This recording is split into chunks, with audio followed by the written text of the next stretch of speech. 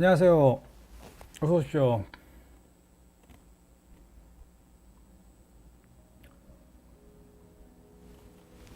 자, 오장 보도록 하겠습니다. 야, 종목들은 날아가는데 이거 완전 우산장수, 양산장수구만. 예? 이러나 저러나 마음이 불편해. 야, 너무 불편해, 너무 불편해. 근데 지수는 들어오고 있으니까 들어올 거니까 그렇게 걱정은 안 합니다만 문제는 이제 시간값이지. 시간값이죠.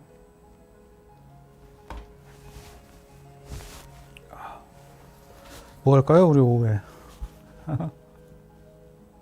이, 또 자랑은 내 전공이 아닌지라 자랑을 하긴 그렇고 이따가 종목들 한번 짚어보죠.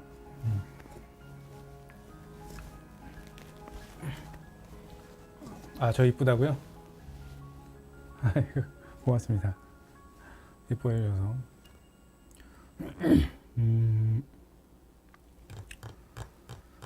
좀 더 들어오시면, 좀 이따가 좀 더 들어오시면, 또 바람 부는 날 똥피리 부는 소리가 나고 있어.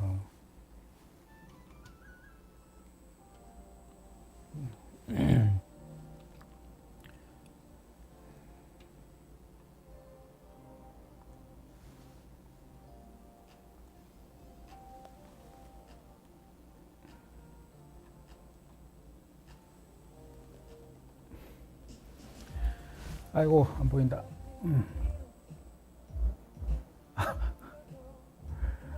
우리 승원 씨 좀 놀았네. 에? 아로마 마사지 음악. 아로마 마사지 음악. 받아본 마사지 중에 인생 최고의 마사지가 뭐예요?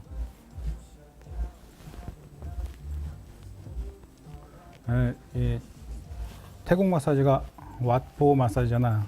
태국 왓보 마사지. 중국 마사지는 좀 이렇게 지압이고 이 팔꿈치로 또 겁나 눌러주고. 근데 이 필리핀 힐롯이라 그러네. 힐롯 마사지. 필리핀. 난 필리핀이 제일 좋은 것 같아. 필리핀 마사지가 제일 좋았던 것 같아.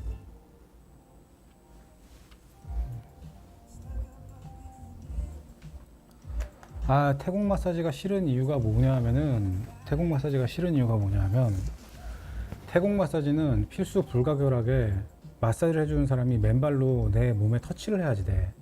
맨발로. 나 목소리가 왜 쉰 것 같지?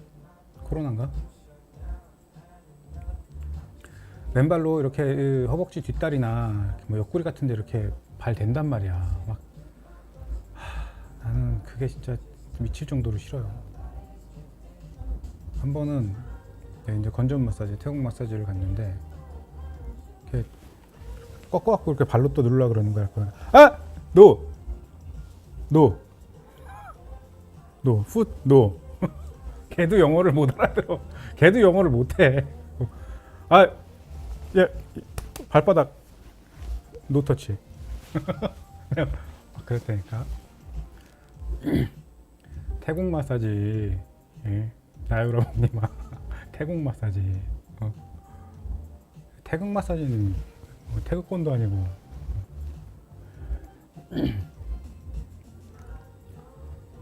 그래서 전 태국 마사지 별로 안 좋아해요.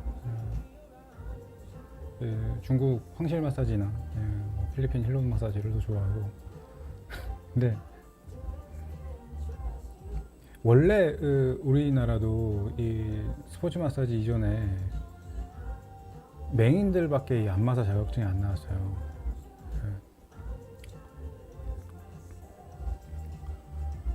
이렇게 꼭꼭 눌러서 주물러서 해주는 안마가 아니라 이렇게 막 문대는 안마 있잖아요.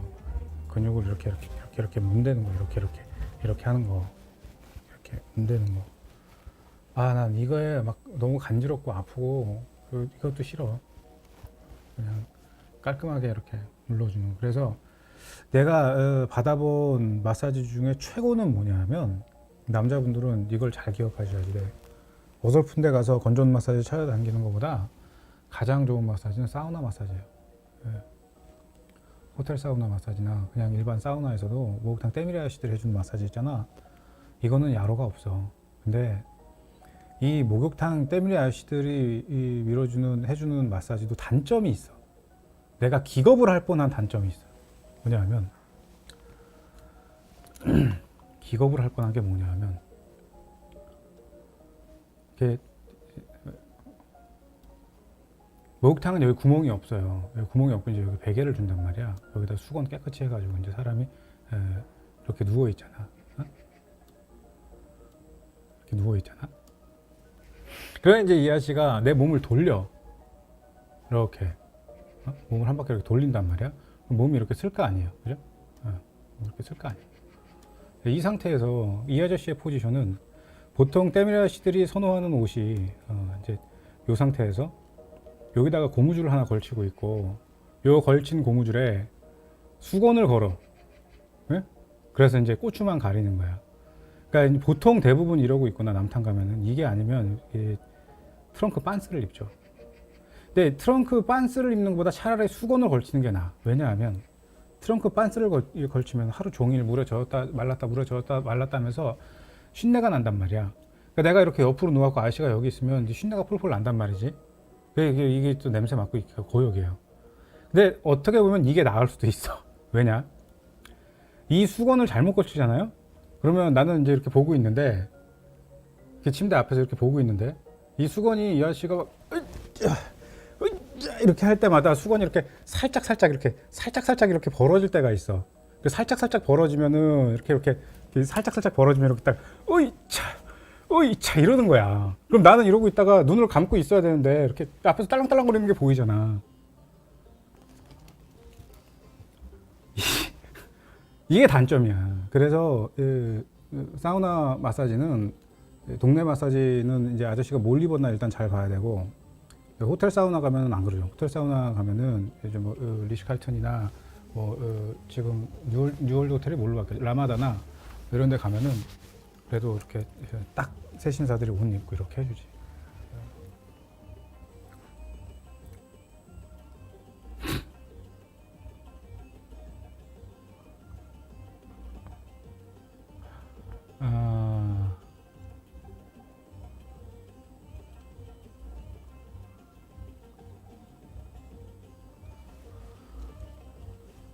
아무튼 제가 지금 왜 이렇게 좀 시간을 끌고 있냐면 지수가 지금 10연에 들어왔거든요. 10연에 들어와서 좀 변화가 들어와야 되는데 계속 뺑뺑이 횡보를 하거나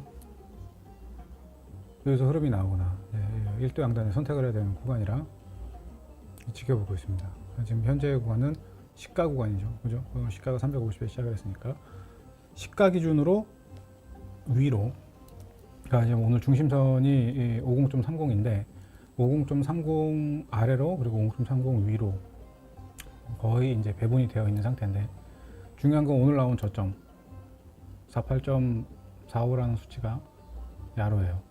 그래서 남아있는 1시간이라는 시간 동안 47.5를 들어가느냐 47.5를 들어가 지금부터 현재로부터 2.6%를 빼느냐, 아니면은 지금 현재 구간에서 횡보를 하면서 심화를 하느냐, 이제 이건데 뭐가 됐든 상관은 없어요.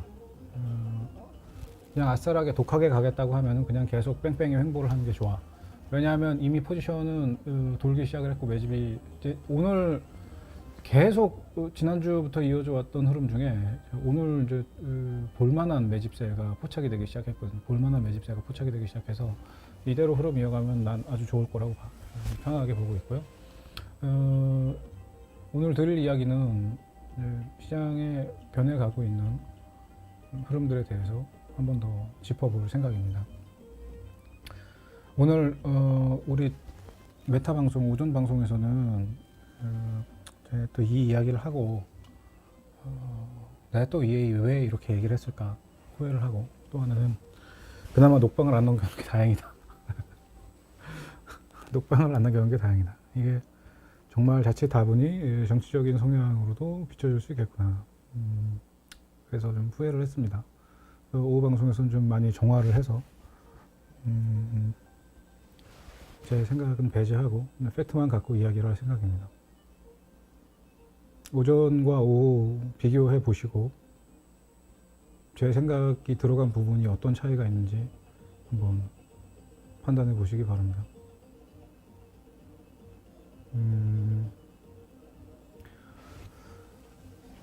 일단 시장이 기대를 하고 있는 건요. 약간 조금 배경 지식이 조금 필요한데,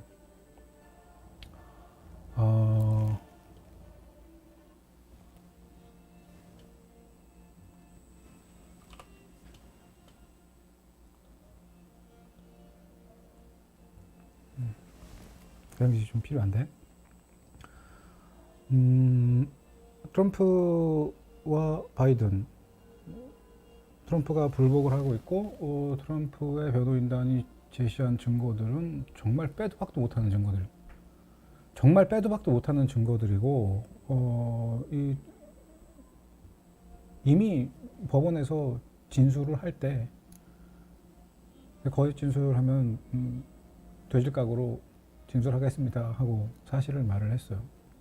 그러니까 당 내에서, 민주당 내에서 작업을 했다라는 게 너무 명백하게 드러나는 게 많아요. 네, 어쨌든 그건 뭐 두 번째 문제고, 결국 이게 시사하는 바는, 고맙습니다. 감사합니다. 시사하는 바는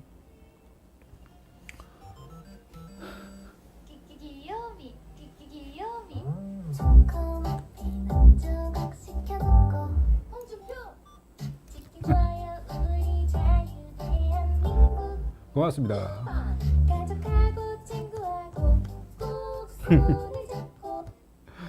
고맙습니다. 재밌는 건 뭐냐면 분명히 누가 봐도 이건 좀 야로가 있고 이 정도의 표 차이라고 하면 이거 뒤집힐 수 있겠구나라고 생각을 해요. 근데 이게 지금 분위기가 씨가 안 먹혀 들어가. 그리고 아직 법률적인 절차에 있어서 바이든 대통령이 아니야. 당선인이지. 당선인의 신분으로 당선인의 신분으로 국가안보부 장관, 국토안보부 장관, 국가정보국장, 유엔 대사, 내무장관, 외교장관, 이걸 임명을 하겠다고? 당선인의 신분으로? 뭔가 이상하지 않아요? 그러니까 다시 트럼프의 반발도 불복도 만만치 않고 법적인 증거들도 만만치 않으며 국민들의 의사도 그게 아니라는 걸 확인을 해 나가고 있는데 법은 트럼프의 편을 들어주지 않고 여론과 언론도 트럼프의 편을 들어주지 않고 심지어 금융시장조차도 트럼프와 관련된 것들을 배제하고 바이든 시대에 베팅을 하고 있단 말이죠. 자, 이게 왜 이런 상황이 벌어지게 됐냐면 이게 이제 배경 지식이에요. 이 트럼프가 집권을 하면서부터 큰 실수를 해요. 보통 다국적 기업이 해외에서 벌어들인 돈들은 그 나라에 남겨둡니다. 수익금 일부는 오갈 수 있지만 기본적인 자산들은 그 국가에 남아서 지속적으로 활동을 영위하고 세력을 넓혀가는데 활용이 되죠. 노르웨이 국부펀드도 그렇고 이 사우디의 국부펀드도 마찬가지예요.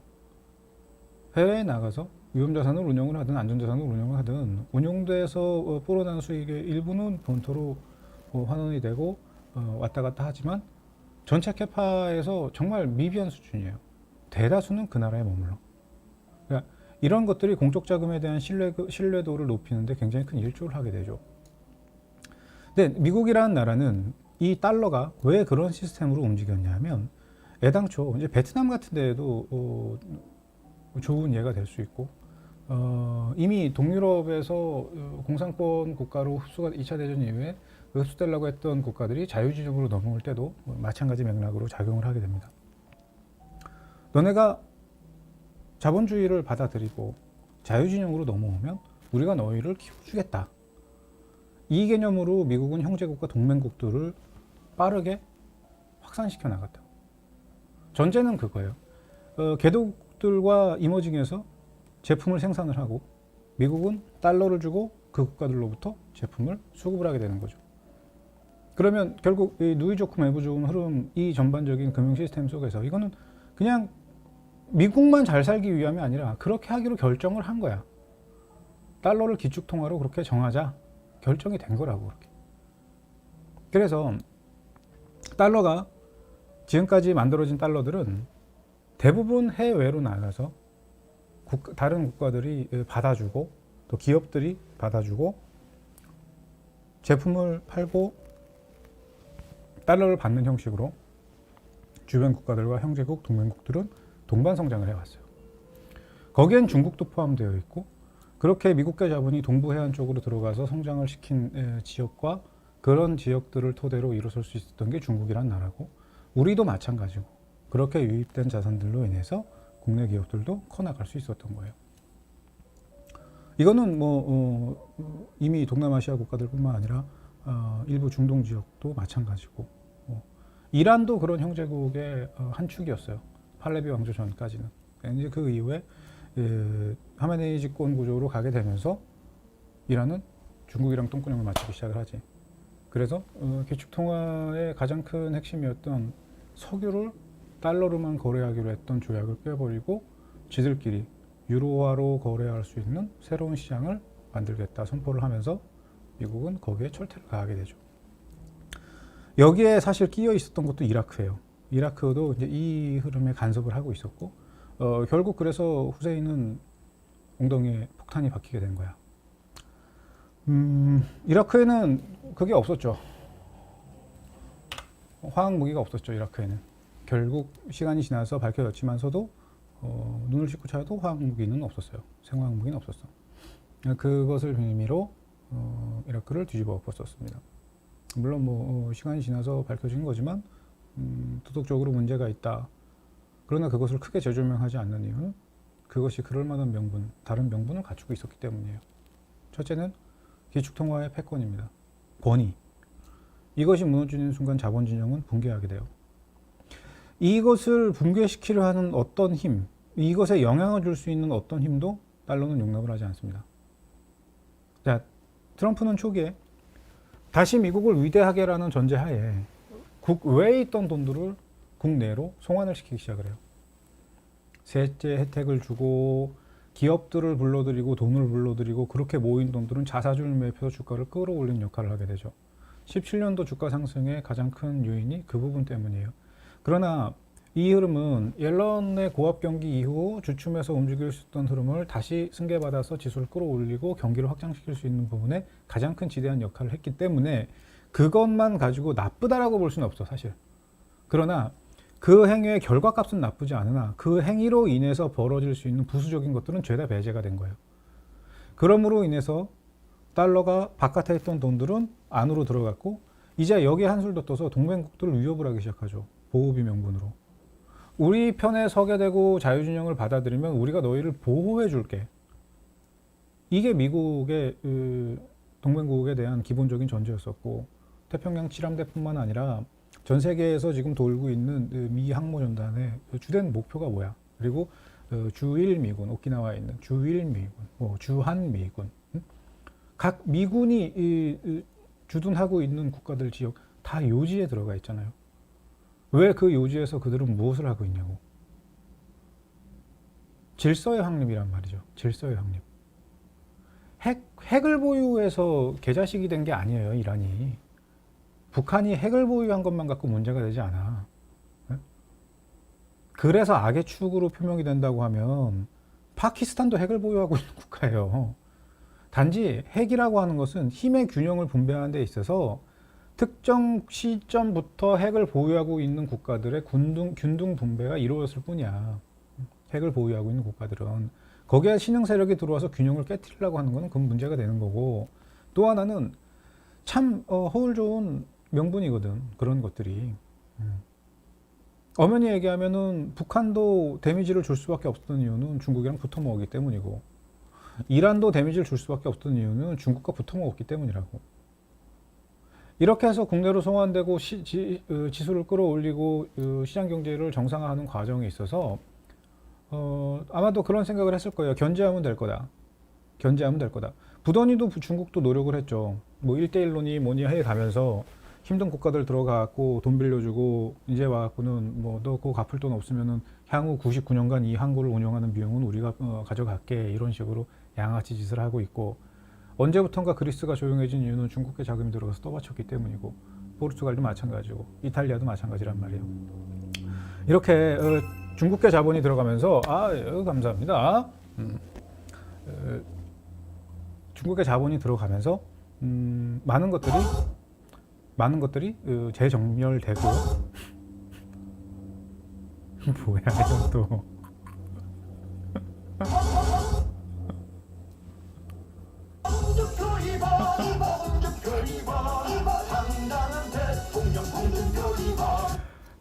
간보기 쩌네 이거. 예? 간보기 쩌네요. 감사합니다.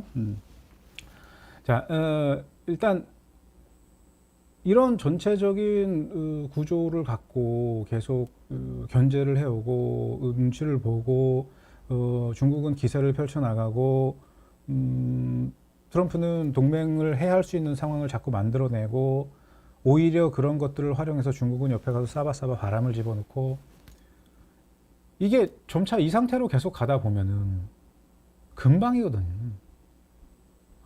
달러의 패권을 위안한테 뺏기는 것은 너무 삽시간에 일어날 수 있는 거거든요.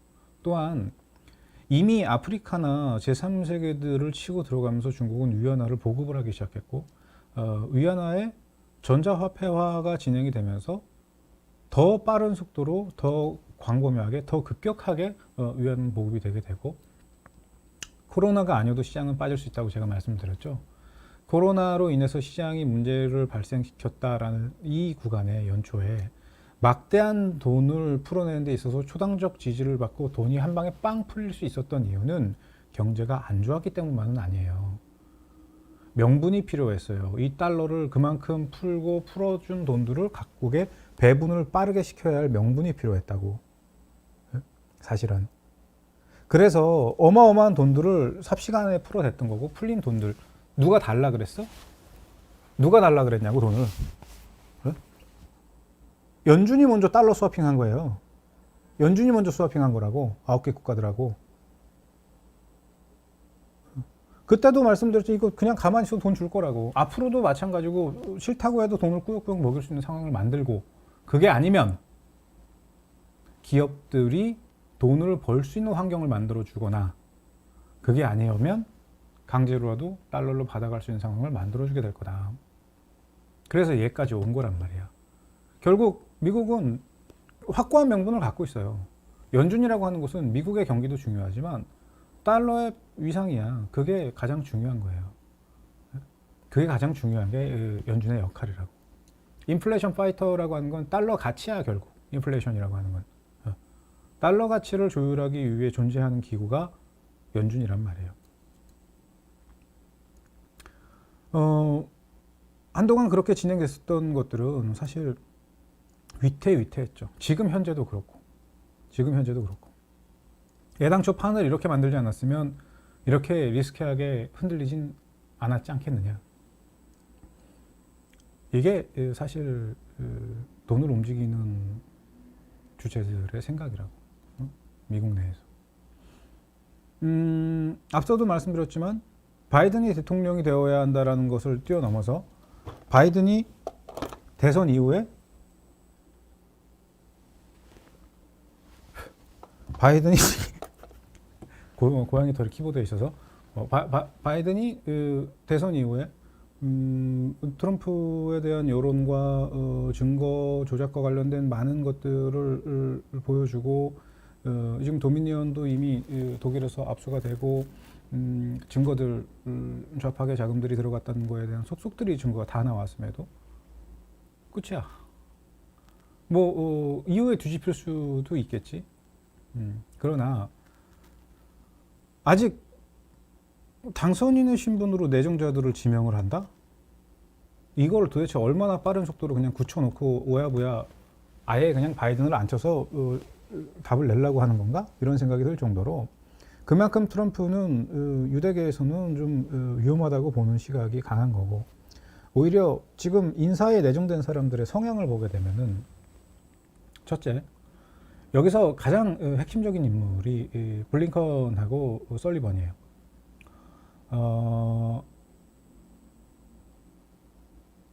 제이크 설리번 같은 경우에는 아니, 제이크 설리번을 먼저 이야기할 게 아니다. 설리번을 먼저 얘기하자. 지금 블링컨과 설리번 두 인물은 사실상 외교와 관련돼서는 뭐 커리어는 출중해요. 커리어는 출중하고 오바마 시절 바이든이 부통령으로 있을 때 지금 현재 바이든 대선 캠프의 외교 정책을 총괄해 오기도 했지만 바이든 부통령 시절에는 안보 보좌관을 맡았었고 바이든과 20년이라는 시간을 함께한 인물이란 말이에요. 이 블링컨이라는 인물은. 또 클린턴 행정부 때 NSC에 있었던 인물이야. 그러니까 국가안보회의에서 오바마 행정부 때는 안보부 부보좌관으로 있었고 거기에서 이란 핵합의와 관련된 룰을 만들고 이란 핵합의를 시행하는 데 있어서 기여를 많이 했었던 그런 인물이에요. 그러니까 오히려 블링컨 같은 인물들이 저 자리에 올라가게 되면 차후 이란 문제와 관련돼서는 좀 유연하게 조율이 될 수 있을 거라고 생각을 하는 거야. 왜냐하면 중동 문제가 간간히 튀어나와서 태클을 걸 때마다 아무래도 움찔움찔 할 수 있는 사안들이 돌출되거든요. 그런 것들도 이제 잠재울 수 있을 거라는 기대치가 있는 거고. 또 하나는 지금 얘네들은 어쨌든 트럼프하고 대중정책은 같은 궤를 하고 있어요. 중국과 관련돼서는 압박의 방식은 다르지만 궤는 같이 하고 있고 대북 정책, 북한과 관련된 부분에 있어서는 이건 이제 김대중 정부 생각하면 돼요. 햇볕 정책을 추구하는 게 저 두 사람의 스타일이란 말이야. 근데 이게 트럼프 행정부를 지나오면서 시장도 어느 정도 길들여져 있는 부분이 있어요. 북한은 좀 강압적으로 돼야 된다라는 것을 인지하고 있고 어느 정도의 돌발 행위가 들어온다고 해도 시장이 별로 이제 꿈쩍을 하지 않아. 네? 오히려 여기서 더 따뜻하게 대해주고 뭐 햇볕 정책을 하고 뭐 지원을 하고 인도주의적인 뭐 이런 걸 해주고 아이씨 그거 할 때마다 자꾸 이후에 더 큰 상황이 만들어지니까 그걸 별로 그렇게 고운 시선으로 바라보는 사람들이 점점 줄어들고 있어요. 사실 뭐 솔직히 바깥의 시각으로. 근데 어찌됐건 블링컨뿐만 아니라 설번이라든가 지금 뭐 라틴계 인사들 그다음에 뭐 첫 흑인 여성을 유엔 대사로 임명을 한다거나 이런 파격적인 인사들이 어찌 보면은 너무 여론을 인식하고 대외적인 시각을 인지해서 펼치고 있는 정사가 아니냐 이런 시각들도 있고, 또 하나는 가장 중요한 거는 지금 현재 이 사람들을 이 자리에 앉힌 이유가 동맹국들에 대한 달러의 회수와 동맹국들에 대한 미군 철수, 그래서 동맹을 등지게 하는 행위. 이래서 미국의 입지뿐만 아니라 위태해진 달러의 입지를 다시금 동맹과의 관계를 우호적으로 이끌 수 있는 사람들을 저기에 배치를 한다. 이렇게 바라보는 거예요, 시장은. 그러니까 이 이야기는 바꿔 얘기하면 국내 기업으로 환수되었던 달러를 다시 외부로 빠져나가게 하고 동맹으로서 등지게 했었던 국가들을 다시 동맹으로서 우방으로 만들고 이럴 수 있는 인물들을 다 적재적소에 배치를 하고 있구나. 이 바이든이라는 인물이 이런 인상을 심어주는 거죠. 그 인상을 심어주는 것뿐만이 아니라 실질적인 팩트도 그 개개인의 역량도 결코 부족한 애들은 아니에요. 단 정말 문제가 있다면 저쪽 계열 인사들의 가장 큰 문제가 주댕이라는 거야. 뭐를 뿔나게 할 것처럼 하다가 마지막에 가서 아님 말고 이 아님 말고 이 아님 말고가 사람을 미치게 하는 거라고. 이것도 모르는 거예요. 아, 바이든 뭐 쟤들 이렇게 다 했고 인사한데 근데 옐런은 하겠다는 말도 안 하겠다는 말도 아무런 반응이 없는데 그래? 그럼 아님 말고 이게 환장을 하는 거라고. 옐런 얘기는 내가 좀 이따 다시 해드릴게요. 이번 인선을 보게 되면은 사실상 굉장히 골고루 인종, 성별 이런 것들을 다 적절히 안배하고 제가 대통령이 되면 뭘 하겠다라고 했었던 그 공약 중에 하나였던 차별 없이 골고루 기용하겠다. 거기에 맞춰서 인원들을 다 뽑은 것처럼 가시적으로는 보여주지만 사실 다 자기 끈이지 뭐 저게. 클린턴 때부터 시작해갖고 오바마 때를 지내면서 바이든이 부통령으로 있을 때 지금 때 바이든 대선 캠프에서 외교 담당했었던 그런 애들 다 요직에 앉히고 장관 자리에 앉히고 가는 게 지가 지금 대통령이 된 건 아니잖아. 당선인인 거지. 아직 답이 나온 건 아니잖아요. 또 1월 달이 돼서 아직 상하원 어떻게 될지 모르잖아. 저대로 저 인물들, 저 인사들 그대로 다 같이 정책을 구사하겠다? 아마 상하원에서 저거를 가만히 놔둘까? 태클도 그런 백 태클이 없을걸? 딥 태클 들어가서 이제 골반 다 부러질 수도 있어. 왜? 정책이 좋고 나쁨을 떠나서 정책이 옳고 그름 좋고 나쁨을 떠나서 기조라는 게 있다고. 지금까지 해왔던 기조. 오히려 어떻게 보면은 지금 무언가 바꾸려고 하는 게 상대를 더 날뛰게 만들 수도 있단 말이에요. 이상하지 않아요? 지금 이 판 이상하지 않아요? 난 이 판이 너무 야로가 좀 어이가 없는 게 있어요. 쟤들 저 자리에 내정될 거라는 거를 알고 있었어? 누가 알고 있었지 저거를?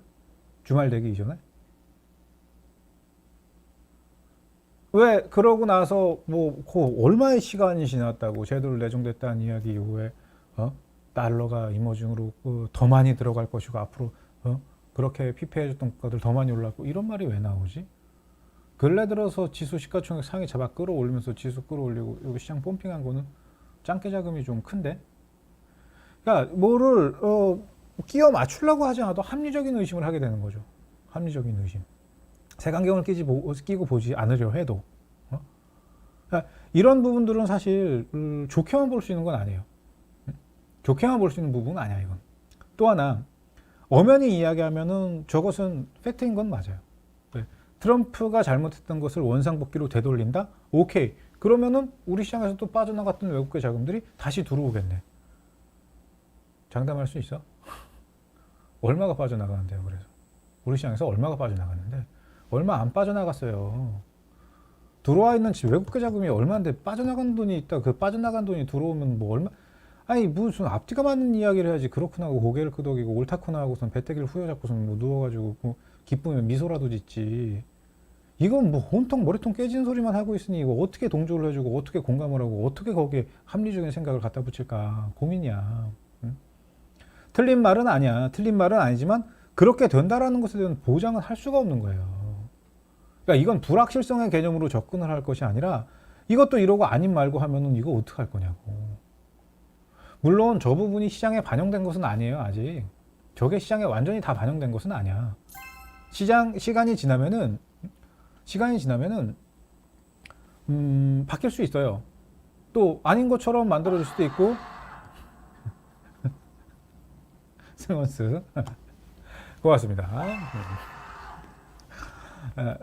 시간이 지나서 아니라고 할 수도 있겠지. 맞다고 할 수도 있겠고 맞다고 해서 그대로 생각처럼 돌아갈 수 있는 거 아니고 아니라고 해서 실망할 게 없다는 거지. 지금 저런 내정자들 주요 인물들을 적세적소에 배치함으로 인해서 뭐 트럼프가 구사했던 것을 정반대로 피폐해졌던 국가들은 오히려 더 수혜를 볼 수 있다라는 시각의 접근은 그거는 모르는 거예요. 그럴 수도 있지만 그렇게 안 될 수도 있고 오히려 이상한 방향으로 튈 수도 있어. 넘어야 할 사람들이 아직 많기 때문에. 그래서 저는 이 부분을 두고 아직은 호황제라고 이야기하고 싶진 않아요. 호황제라고 이야기하고 싶진 않고 또 시장도 어느 정도는 반영을 하려고 하지만 조심스럽게 반영하려고 하는 게 너무 역력하게 보여. 그러니까 참고만 해두시고 나중에 이런 흐름에 의해서 시장의 바람이 완전히 바뀔 수도 있겠지. 그러나 그 전에 세팅되어야 될 것들을 먼저 챙기려고 할 거예요.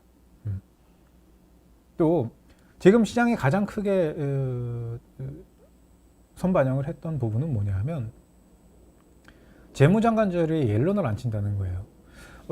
처음에는 썰로 나왔었던 이야기야 이게. 그래서 제가 어제는 이게 썰이라고 말씀을 드렸는데 어제 이 시간에는 근데 뭐 밤을 지나면서 기정사실화된 것처럼 이야기를 하더라고요.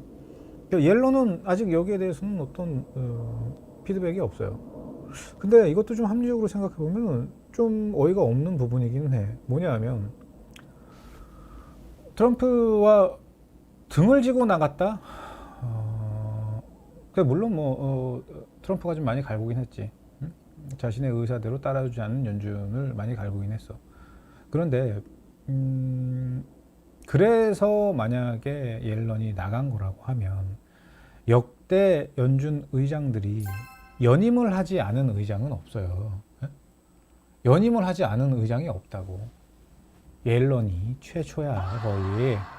응? 소리 그만 질러! 소리 그만 지르고 다른 거 해. 아주 좋아 이런 거. 고맙습니다.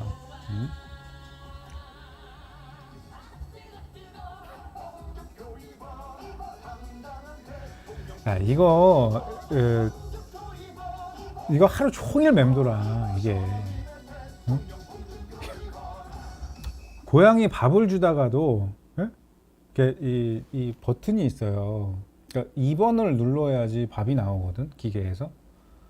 2번을 누르면서 나도 모르게 홍준표 2번이 나간다니까. 참 은근히 중독성이 있어 이 노래. 흐름 끊기자. 흐름 끊기잖아요. 네, 근데 옐런이 만약에 연임을 포기하고 중도에 돌아선 연준 의장이라면 이 사람이 명예욕과 무력이 있고 그 자리에서 본인이 무언가를 더 해야 되겠다는 의지가 강했다면 박차고 나왔을까? 존 윌리엄스가 박차고 나왔을까? 스탠리 피셔가 박차고 나왔을까? 그들이? 아니란 말이에요. 그런 생각이 있었다면 박차고 나오지 않았을 거야. 그 사람들은 진짜 이 고인물이다, 연준에서 고인물이다 못해 바늘이 안 들어가는 사람들이에요. 올곧은 심지가 있는 사람들이라고. 그 사람들은 이 시장 경제주의에 있어서의 중도 우파의 성향인 거지 정치적 성향에 있어서의 중도 우파도 아니고 정치적 성향에 있어서 무슨 어떤 미친놈이 그런 말을 하고 다니는 건지 모르겠는데 무슨 뭐 민주당 옐런이 무슨 민주당에 무슨 뭐 빠였었고 민주당을 원래 뭐 좋아하고 말도 안 되는 소리를 하고 있어. 그래서 진짜 동서남북으로 찢어진다고 그런 말 함부로 하면은. 옐런은 그런 성향이 아니었어요. 단지 그때 그러고선 연임을 하지 않고 나간 옐런이 바이든이 불렀어. 앞으로 뭐 잘해보재. 근데 아니 뻔히 보이는 거 아니야? 앞으로의 경제 상황과 달러 조율, 통화량과 통화율을 조율하는 것은 지금까지의 것들과는 개념이 달라요. 지금까지의 경제 상황과 앞으로 도래할 수 있는 경제 상황을 바라보는 뷰는 완전히 다르다고. 거기에 백신이 있다고 해서 불확실성이 끝나는 게 아니란 말이죠. 언제 어떻게 어떤 방식으로 변형될지 몰라. 또 하나, 지금 현재 왜 코로나가 한 번 더 리플렉션 포인트를 맞이하게 됐냐 하면 변형된 코로나가 단지 6.14 뒤에서 지금 우리나라에서 돌고 있는 게 어떤 변형의 형식을 갖고 있는지 모르잖아. 여기서 1단계 더 진일보하게 되면 그때는 어떻게 할 거냐고. 코로나에 대한 부작용을 별로 그렇게 보도들을 많이 안 해. 근데 뭐 인터넷을 찾아봐도 혹은 유튜브를 찾아봐도 뭐 어렵지 않게 찾아볼 수 있는 것들이 있으실 텐데 후천성 면역 결핍 상황을 만들어 면역 체계가 붕괴가 된다고. 에이즈가 아니라 우리가 갖고 있었던 뭐 홍역 백신을 맞아서 무슨 장티푸스 백신을 맞아서 화상풍 백신을 맞아서 몸에 형성되어 있었던 간염 백신을 맞아서 형성되어 있었던 이 항체들이 있을 거 아니에요. 그 항체가 같이 깨져나간단 말이에요. 이거는 그냥 일부 부작용일 뿐이야. 이미 우리나라에서도 완치된 사람들의 부작용을 보게 되면은 자가 완치가 됐든 약을 맞아서 완치가 됐든 뭐 애가 말을 더듬다거나 앞이 뿌옇게 보인다거나 무슨 뭐 언어장애, 청각장애 여러 가지 내장기관 장애 별의별 데미지가 많아. 뭐 이렇게 얘기하면 또 내가 너무 공포를 조성하고 안 좋은 이야기만 한 것 같지만 그게 일부가 됐든 일부가 되지 않던 그렇게 발병할 수 있는 확률을 따져보면은 적은 확률은 아니 들어있는 거예요. 부작용률이. 그러니까 완치가 된다고 해서 끝나는 게 아니니 백신을 통해서 이미 항체를 형성하고 있다면 바이러스가 들어오지 않고 문제가 되지는 않을 수 있겠지. 그러나 바이러스가 사람과 함께 사멸할 수 있는 처음에 만들었던 이 말도 안 되잖아. 사람이 그냥 깍깍 죽어버리니까. 이 언내추럴 셀렉션, 내추럴 셀렉션 간단한 거야. 바이러스도 이 미생물뿐만이 아니라 이 세균들도 자연의 선택을 할 수밖에 없어요. 숙주가 죽어버리면 안 되니까 숙주를 죽이지 않고 숙주한테 데미지를 주는 쪽으로 발전해 나갈 수밖에 없는 거야. 그래서 확산 속도는 빨라졌지만 사망률은 낮아질 수밖에 없는 거란 말이죠. 근데 그 상태에서 이거를 막기 위한 무언가 만들어졌다? 걔들은 어떤 식으로 변형할지 모르잖아, 앞으로. 또. 어떤 식으로 발전할지 모르는 거예요. 그 불확실성을 연준이 몰라, 아니면 뭐 돈 있는 놈들이 몰라, 다 알아. 알지만 가는 거예요, 시장이 지금. 알지만 가는 거야. 상황은 그거 골 때린 거예요. 그럼 이런 것들, 앞으로의 시대가 갖고 오게 될 불확실성이 기존과는 다르다는 걸 알고 있고, 물론 경기 확장과 관련된 부분들을 무시하자는 건 아니에요. 왜 리프레션 트레이드가 벌어지고 있고 시장은 민감주를 더 선호하게 되고 여러 가지 이야기를 갖다 붙일 수 있지만 그건 내가 좀 이따 또다시 검증을 해드릴게. 우리가 먹은 종목군들을 가지고도 충분히 검증이 되니까. 못 갔던 종목군들이 가는 거지. 거기에다가 자꾸 가치를 부여할 필요는 없어요. 아니 님이 지금 우리나라에서 가치가 없는 종목이 어딨어. 예? 1번부터 시작해서 2000번에 이르기까지 가치가 없는 종목이 어딨어요. 그렇게 무시될 만한 여기 있는 종목들 중에 10원짜리 20원짜리 종목이라고 해도 거기서 들어가려고 그러면 들어가지도 못해. 앞에서 신분증 까고 표철 받아서 띡 하고 누르고 들어가야 돼. 만만한 회사들 없어. 이 여기에 있는 기업들 그렇게 만만한 회사들 없어요. 네? 가치가 그렇게 가치 투자 성장주의 이거 이야기하면 또 얘기 많아지니까 아무튼 앞으로의 미래 가치를 두고 시장을 이상한 시각으로 바라보자라는 것은 아닌데 불확실성은 팽배해. 즉 이전보다 어려운 시대예요.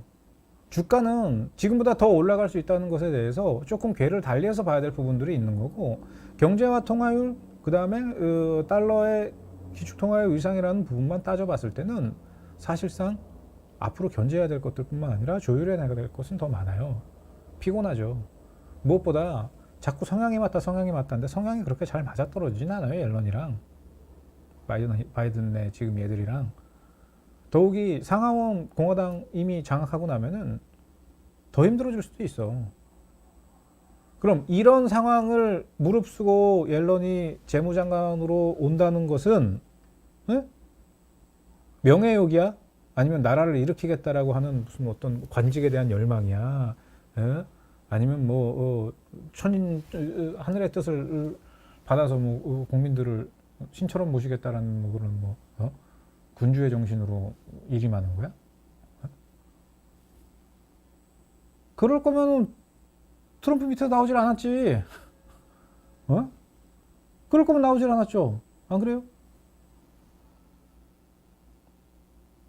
뭐 그때보다 지금이 더 편할 수 있다라고 생각하면 할 수도 있겠지. 근데 그 양반이 무슨 뭐 돈이 모자라서 그럴 사람 아니고 강연 한번 나갈 때마다 몇십억씩 받는 사람이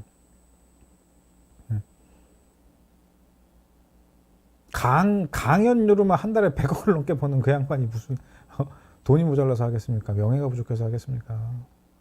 명분이 뭐냐고. 그러면 재무장관을 할 명분이. 너무 본인이 알아서 심사숙고해서 그건 뭐 답을 내리겠지만 어쨌든 정해진 건 아니잖아요. 아직.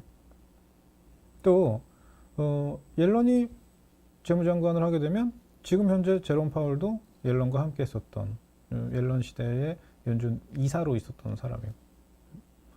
뭐 존 윌리엄스라고 하는 뉴욕 연준 의장도 이미 샌프란시스코 연준 의장 본인이 있었던 지역이냐 샌프란시스코는 또 전체적으로 지금 연준 안에 있는 인물들은 옐런과 다 친화적인 인물일 수 있단 말이에요. 그러니까 정책 구사를 하는 데서 더 유연한 정책 구사가 이어지지 않겠느냐라는 시각. 옐런이 연준의 수장으로 있을 때 증시가 많이 올라갔으니 옐런이 재무장관으로 오게 되면 파월과 합을 맞춰서 증시를 더 끌어올릴 수 있고 경기를 좋게 만들 수 있고. 판타지야 그냥. 예? 그냥 판타지예요. 그냥 판타지 얘기하는 거지 뭘 이걸 가지고 무슨 뭐라고 얘기할 거야. 그냥 판타지로밖에 한 거예요. 그건. 결론. 그럴 수 있죠. 하지만 그럴 수 있다라는 거지 그렇게 된다는 것에 대해서 확언할 수 있는 건 아니에요. 그럼 시장에서 봐야 될 거는 그렇기 때문에 간다, 그렇지 않기 때문에 간다. 이게 중요한 게 아니거든. 그냥 사야 될 명분이 있는 종목이라고 하면 사두면 돼요, 종목은.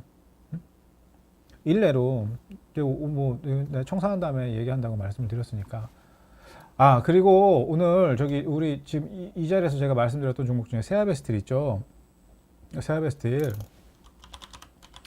10,000원 초반대에 진입하였을 테니까 11,000원 위에 오면은 정리들 하세요. 이 자리에서 지지난주에 말씀드린 종목이야. 삼성 SDS, KCC, 세아베스틸. 그 중에서 세아베스틸만 11,000원 이상 오게 되면은 11,000원 이상 구간에서 청산하시라고 오늘 공식적으로 여기서 이 자리에서 말씀을 드립니다. 세아베스틸. 대한해운도 튀어 올라가는 흐름이고 이건 얘기하지 말자. 오늘은 SBI 인베스트였어요. 우리가 SBI 인베스트 이제 880원이었나요? 800원대 후반, 900원대 초반 요 구간에서 인베스트 매집해서 한 이틀 가지고 있다가 이제 오늘 이제 튀어 오른 흐름이 나오는데 1180원에서 좀 정리를 했습니다. 우리는. 오늘 흐름으로 올 수 있는 리턴 값이 1120원에서 1140원 구간이에요. 거기를 넘어가게 되면 무조건 상은 들어가지. 네, 힘이 딸리게 되면 1180원에서 끊기게 되면 1180원에 우리는 걸어놓고 청산해야 하는데 상에서 호가 2단 아래죠. 1180원이면 1180원에 청산하고 한번 밑으로 흔들렸다가 위로 올라야 되는 상을 말아 올렸는데 후반부에 가서 상 터질 줄 알았더니 상 안 터지네. 어쨌든 뭐 더 가는 건 까치밥 주고 나중에 되돌림 들어오고 눌림 들어올 때 우리는 볼 생각이에요. 다시 봐야 될 종목으로 나중에 볼 겁니다. 지금 당장 흔들림 주는 구간에서는 뭐 매수하지 않고 뭐 이런 맥락 되겠죠. 신세계도 청산을 잘 했지만서도 갔다가 결국 들어오잖아. 오늘 좀 올라간 거는 조금 의외예요. 오늘 올라감으로써 그냥 보내주려고 이렇게 들어왔다 갈 줄 알았는데 들어오질 않고 그냥 갔어. 또 이렇게 들어올 수도 있겠지. 근데 이렇게 들어오게 되면 뭐 시간 더 끌고 올라가는 흐름이 나오게 될 테니 볼 이유는 더 없어질 것이고. 어쨌든 한번 팔고 나면 시간은 필요로 합니다. 시간을 더 필요로 하고 대한해운은 공식적으로 제가 영상을 만들어 놨죠. 대한해운과 관련돼서. 대한해운 봐라. 대한해운이 앞으로 3,600원을 가나 안 가나. 처음 물려 죽을 각오로 한번 매수를 했어요. 가나 안 가나 한번 보자. 오늘 어제 3,665원이라는 가격을 때리고 지금 멈춰 있는 상태예요. 저기도 삼성전자도 68,400원이라는 가격대 위로 슈팅까지 주고 현재 머물러 있는 가격이고 이제 이 위로는 72,000원 가격인데 돌아서 가든 좀 쉬었다 가든 흐름을 잡게 되겠지. 그럼 그 전에 봐야 될 것은 지난번에 뚫고 올라온 64,000원대의 가격대를 지지하는지 뚫고 내려가는지를 보고 뚫고 내려가면 뭐 밑에 61,300원까지 흐름 왔다 갔다 하는 구조로 좀 시간 끌고 흐름을 잡겠지. 근데 지지한다고 하면 뭐 뚫고 올라가 72,000 보는 건 문제가 없을 것이고 이제 어떤 식으로 핸들링 해야 되는지 제시된 가격대를 기준으로 보는 거는 영상 보신 분들이나 꾸준히 방송 들으신 분들은 이해하실 거라고 보고요. 검증이 됐죠. 얘가 가야 할 이유는 따로 있어요. 하지만 그것은 다른 종목군들이 가는 거와 같은 맥락은 아니에요. 결코 이 종목이 싸다고 생각하지 마세요. 이건 싼 종목이 아닙니다. 싼 종목이 아니에요. 존나 비싼 종목이에요. 이거 자꾸 이 종목에 집착하지 마세요. 삼성전자에 그렇게 집착들을 해. 희한하게. 이게 그렇게 좋아 보여요? 이거 좋아 보이는 시각으로 다른 대형주를 봐 차라리. 이거 너무 비싼 종목이니까 지금. 이거 6만 원이란 가격대는 굉장히 비싼 종목이에요. 액분을 해서 그런 거지 싸구려 종목이 아니야. 이게 굉장히 비싼 종목이에요. 그런데도 켜켜이 움직일 수 있는 이유가 있기 때문에 움직이는 거야. 그냥 있는 시가총액 상위이기 때문에 그런 거예요. 오히려 그래서 내가 하이닉스가 낫다고 말씀을 드렸던 거고, 삼성전자보다 삼성전자 우선주가 단기 흐름에서는 더 낫다고 얘기를 드렸던 거고, 그들보다는 하이닉스가 낫다고 말씀을 드렸던 거고, 그리고 이런 종목들을 매수하는 것보다 이런 것들을 매수하는 게 맞는 거지. 예? 이게 지금 개나발 말이나 되는 얘기냐고. 이게 저기서 왜 죽었는 줄은 알아요? 응? 이게 감자 받고 무중하고 액분하고 받을 거 다 받고 이 장부까지 정리된 종목군들은 그렇게 답이 끝나고 나면 흐름 잡고 간다 그랬잖아요. 이거 액분한 지 얼마 안 돼갖고 움직이기 시작한 거야. 그러니까 이것도 수정 주가를 빼버리면은 이런 상태예요. 네? 이런 상태야. 3,600원이라는 리터 값이 나오게 된 연유는 이것 때문이에요. 더 갈 수 있지. 바로 가겠습니까? 쉬었다 가야지. 들어오면 우리는 그때 다시 보면 된단 말이야. 이런 대한해운 같은 경우. 대한해운보다 다른 거 갖고 또 이거 못지않게 수익을 받잖아요. 우리는 집착할 이유는 전혀 없는데, 중요한 건 이런 애들이 움직인다는 거고, 지금 현재 보고 있는 종목군들도 맥락을 크게 벗어나지 않죠. 맥락을 크게 벗어나지 않아. 같은 맥락에서 오랫동안 흐름을 잡지 못했거나 손도 안 나가요. 사실 자꾸 이렇게 기웃기웃 보게 되지 적극적으로 손 내밀어서 매수할 수 있는 그런 종목들은 아니란 말이야. 현재 트렌드 자체가. 근데 농담 삼아서 우리 딱조님한테도 말씀드렸던 게 있어요. 겨울이면 생각나는 게 뭐냐? 겨울이면 생각나는 게 뭐냐? 그랬더니 그때 우리 방 안에서 뭐뭐 나왔죠? 겨울이면 생각나는 거 뭐 있어요? 라고 했더니 정답이 안 나와서 제가 얘기를 했죠. 우리 여기 계신 분들한테 한번 얘기해 볼까요? 겨울이면 생각나는 게 뭐예요? 겨울이면 생각나는 거. 겨울이면 뭐가 생각납니까?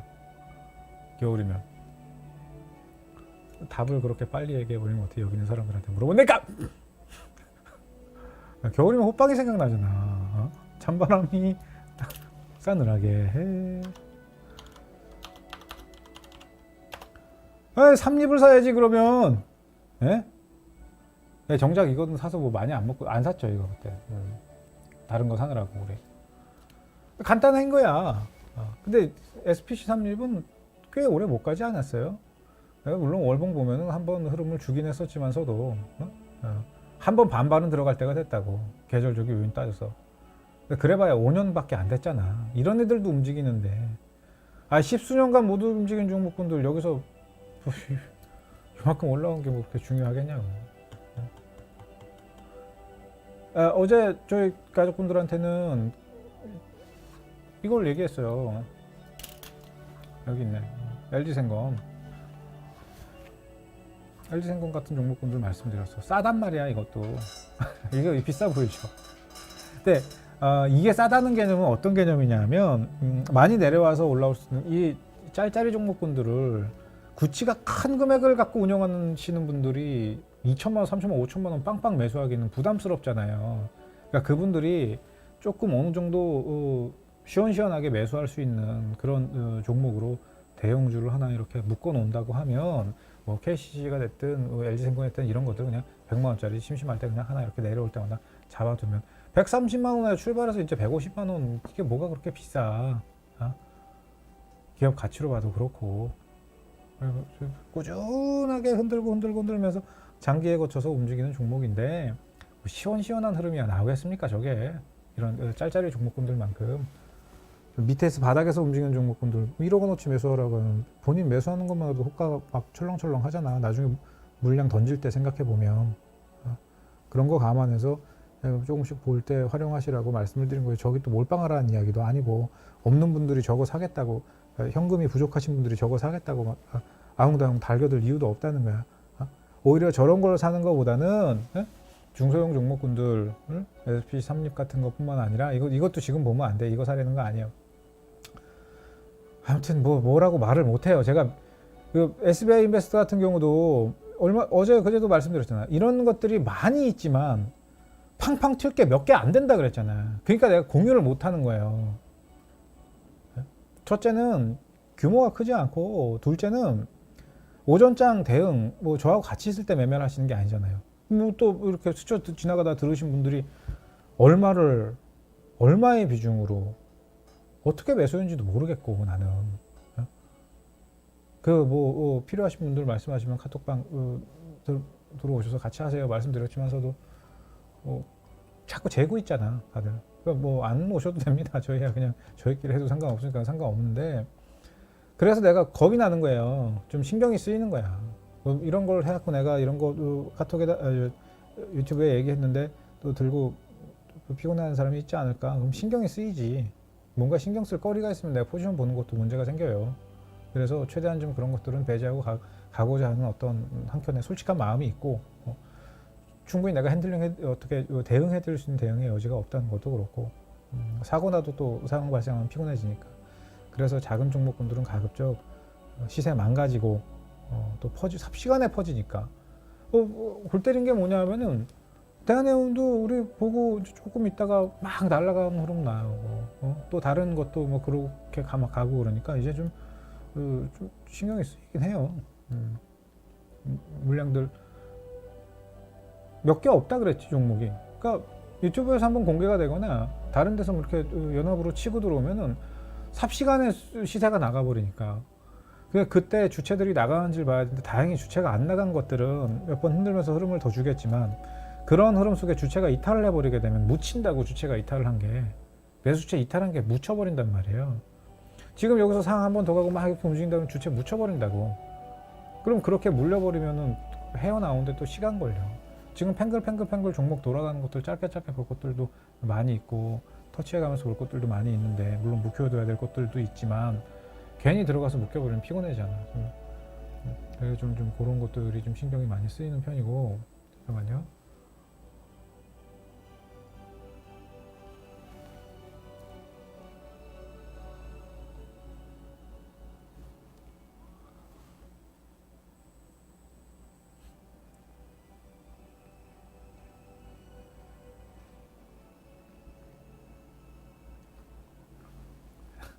네. 네.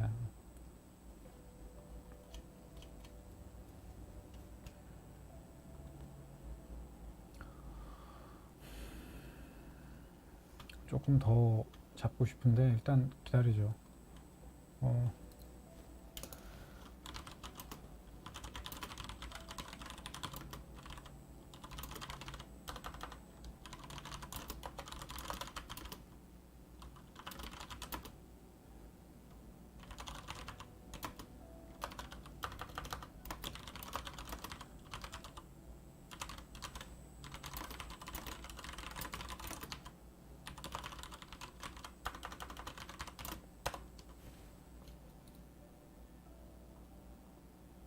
이거 왜 알박기 한 종목이 또 이렇게 날아가냐?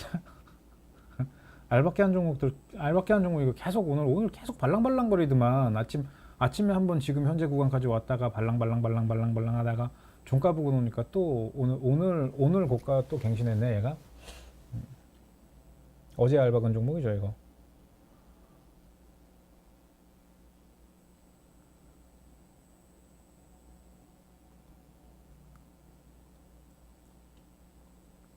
뭐 나쁘지 않아요. 아주 좋아.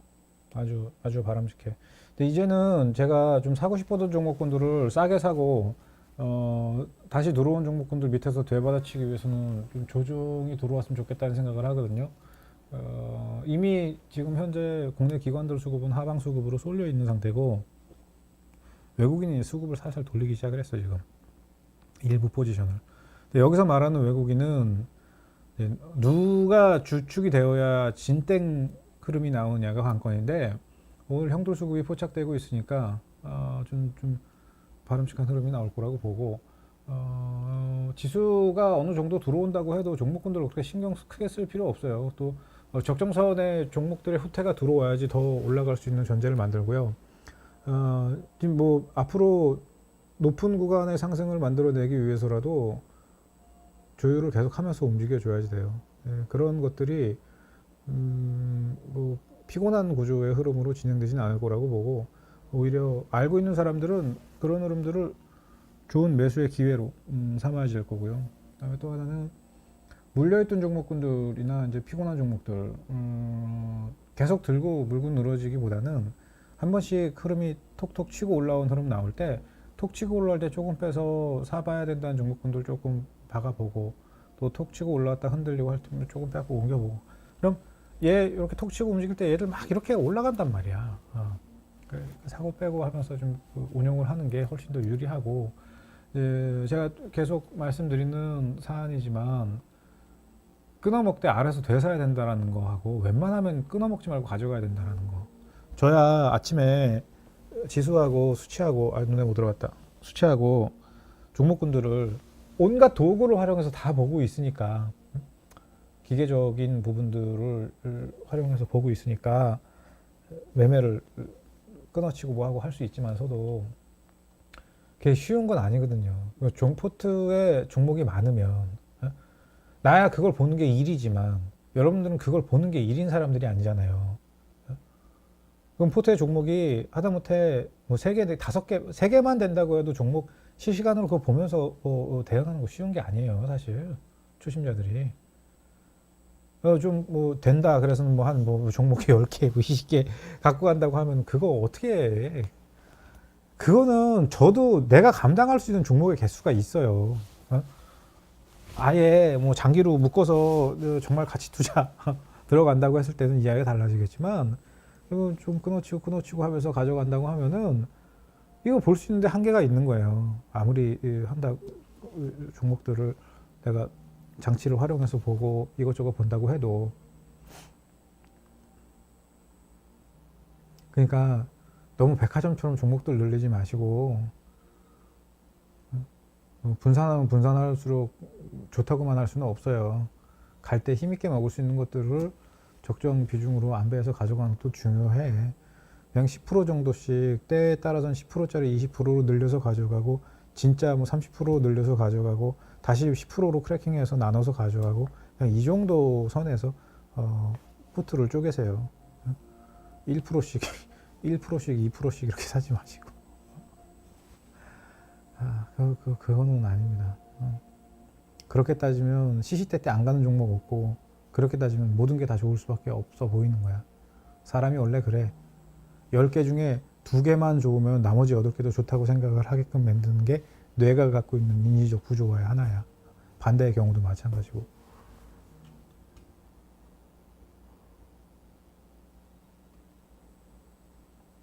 네, 축하드립니다. 아유, 한국전자홀딩스 갖고 계세요? 그런 종목 갖고 계세요? 네, 저는 관심이 없는 종목이라. 저는 관심이 없는 종목이라. 나 유튜브에 얘기하지 말랬잖아! 유튜브에 얘기하지 말랬잖아! 뭐. 보고 있다고. 보고 있다고. 여기 얘기하지 마시라고, 손 타니까. 아니, 알을 적게 박아서 가는 거예요. 저거 알 많이 박으면 무겁다고.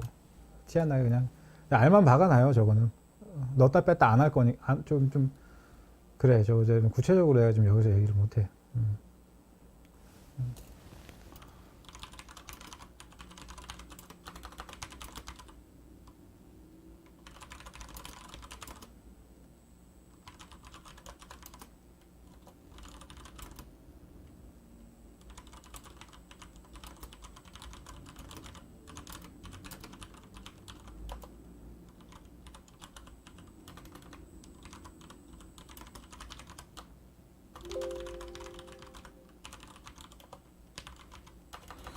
후반부에 종목 지금 보고 있는 게 들어오면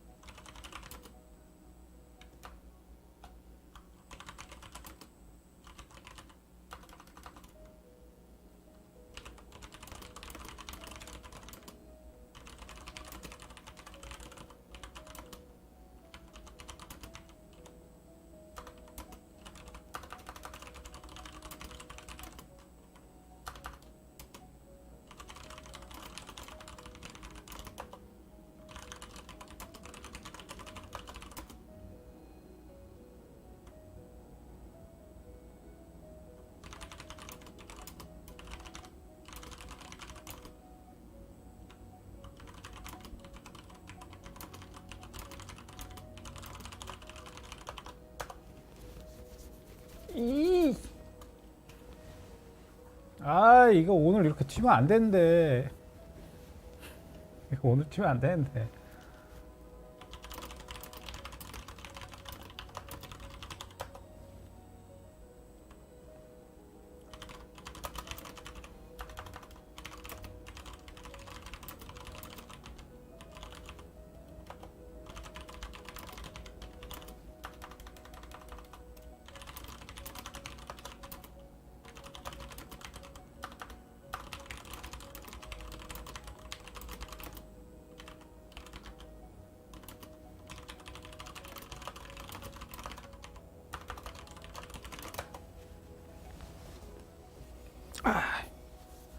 이런다니까. 어디서 또 이거를 주워 들었는지 여기저기서 한번 기어 들어오기 시작하면 물량 터지기 시작하면 막 본물처럼 빨고 들어가는데 돌아버린다고 이거. 우리가 좀 소량을 넣었어요. 알박기를 50만 원, 100만 원, 뭐 30만 원, 50만 원, 100만 원 뭐 이렇게 해서 그냥 알만 박아둔 거야. 흐름 잡고 나면 원래 오늘 상한가 가격이 내일하고 모레에 거쳐서 흐름을 점진적으로 주고 후반부에 가서 한번 흔들다가 주 후반부에 가서 상 한번 말아 올리면 물량 똘똘 묻혀서 거기 던져버리고 나오려고 했는데 오늘 튀어버리네.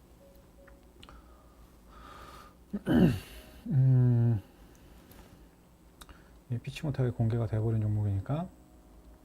오케이, 정리하자. 이거 상위 75니까 1050.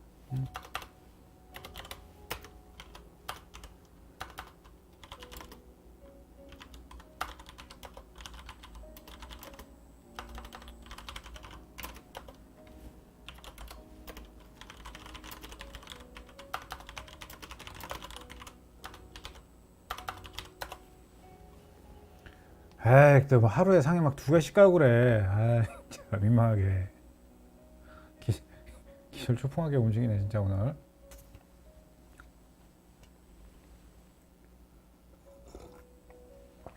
저는 오늘 보여지고 있는 중소형 종목군들의 이런 상승이 과하다고 생각을 하진 않아요. 더 나와야 돼요. 더 나와야 되는데, 몇 개 없어. 이런 게 이제. 좀 소문나지 않고 갔으면 좋겠다는 생각이 있고, 소문 나봐야 좋을 게 없다고. 소문이 나봐야 좋을 게 없어요.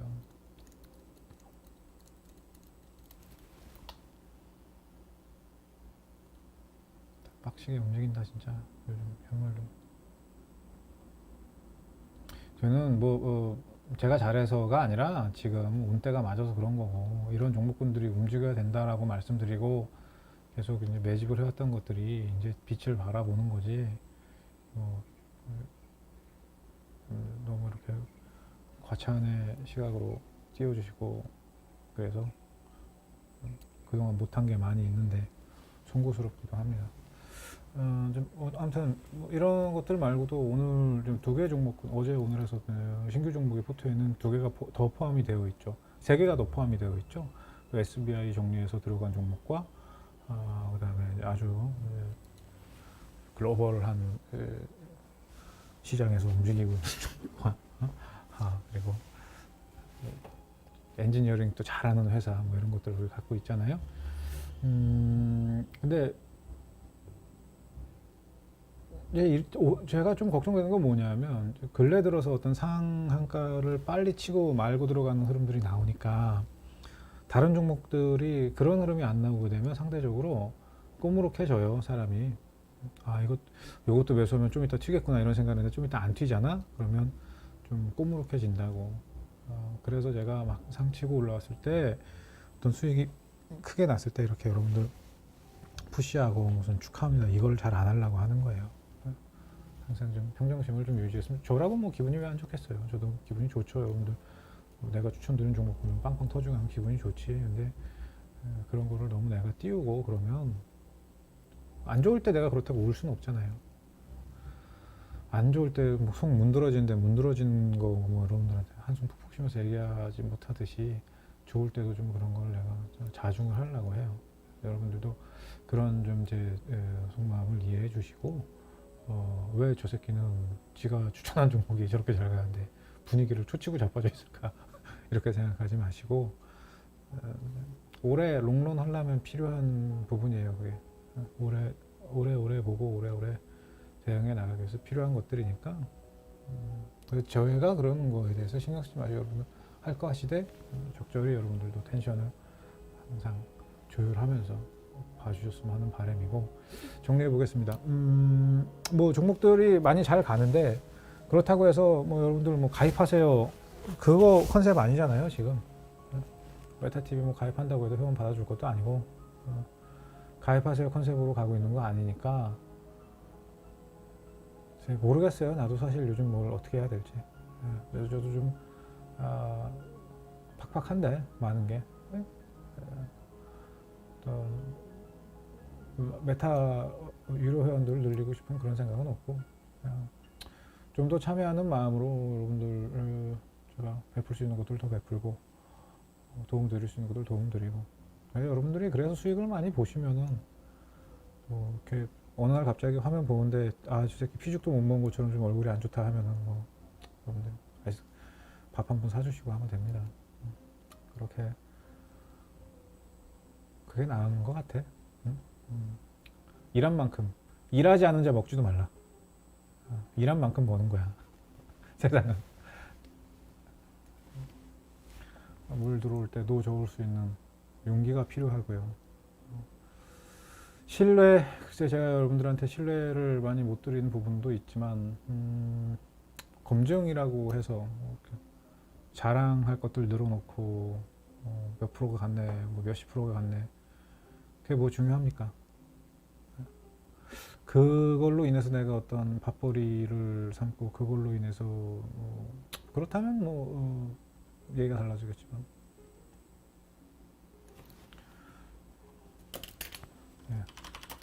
가격 안 오면 던지지 마세요.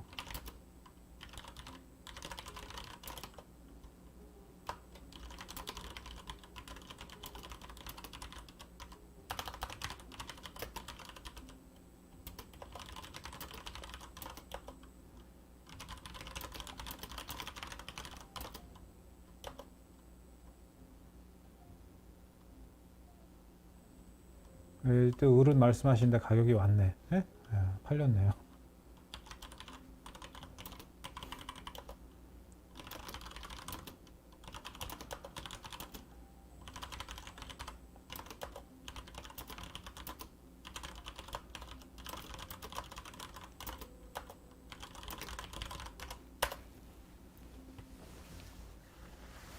$20 싸게 판 거잖아요. 상에서. 그죠? 1,050원이면. 1,050원, 25원 싸게 판 거잖아요. 25원. 1,050원. 잘 팔았습니다. 아쉽다. 이거 좀 알바가 갖고 좀 매집해서 가려고 했는데. 알바한데 그냥 가버렸네. 어쨌든 땡큐 베리 마치. 아쉬울 것도 없어요. 주면 주는 대로 먹는 거야. 보이면 보이는 데까지만 먹는 거고, 알면 아는 데까지만 먹으면 돼. 내 영역이 아닌 것까지 먹겠다고 꼭 그렇게 끝까지 악바리처럼 달라붙었다가 상황이 발생하면 그때는 뇌가 올바른 판단을 못해요. 자꾸 집착하게 되고 사랑에 빠지게 되고 찾아보게 되고 뭐 있나 없나. 그러니까 종목이 무슨 회사가 어떻고 좋다고 그거를 내가 안 보려고 하는 이유가 있어요. 나조차도 그런 것들 여러분한테 말씀드리면서 조금 애착이 가게 되고 항상 그렇게 내가 종목을 깊이 얘기하면 너무 오랫동안 단연간에 걸친 연륜이야 이거는. 무조건 종목 얘기를 하면 비중은 늘어나게 되어 있어. 비중이 늘어나면은 종목은 가기 힘들어지는 거야 항상. 그래서 우리도 함께 할 수 있는 인원이 늘어나게 되면은 피치 못하게 트렌치를 이빠이 쪼개야 돼요 비중을. 그래서 종목 가짓수를 늘려버리는 수밖에 없다고. 비중이 늘어나지 않게 하려면은 내가 일부러라도 그렇게 해야 되는데 그래서 내가 인원 늘리는 게 좀 신경이 쓰이는 거야 사실.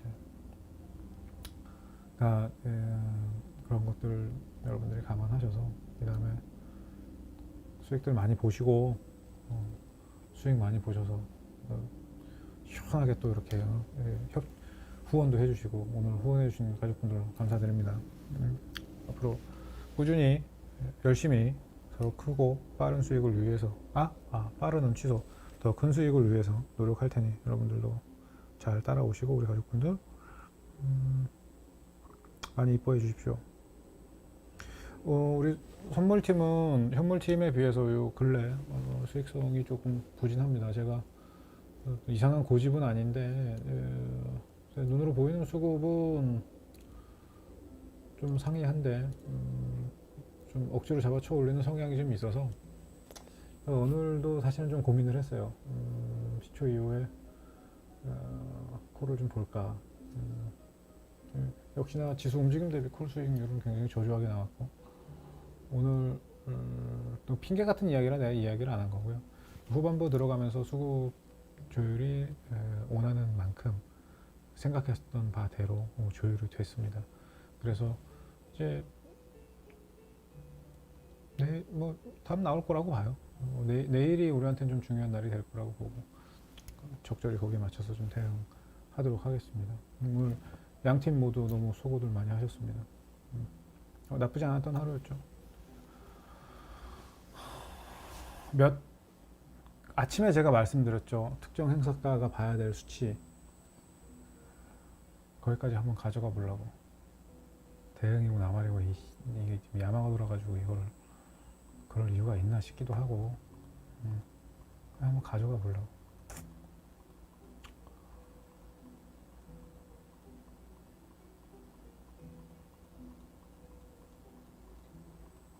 컨셉을 좀 바꿔볼까 나도. 그냥 메타 사이트 없애버리고 카톡방 없애버리고 그냥 유튜브에서만 우리 이야기하는 걸로.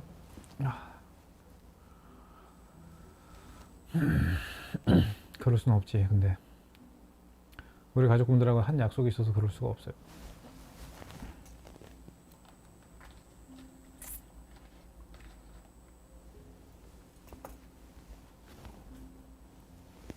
질문 있으신 분들 질문해 주십시오. 종목 질문 갖고 있는 파트너주 종목 질문. 질문을 받을 게 아니라 내가 지금 말씀드린 종목을 분석을 해드려야지. 무슨 개풀 떠먹는 소리를 하고 있어. 잠깐만요.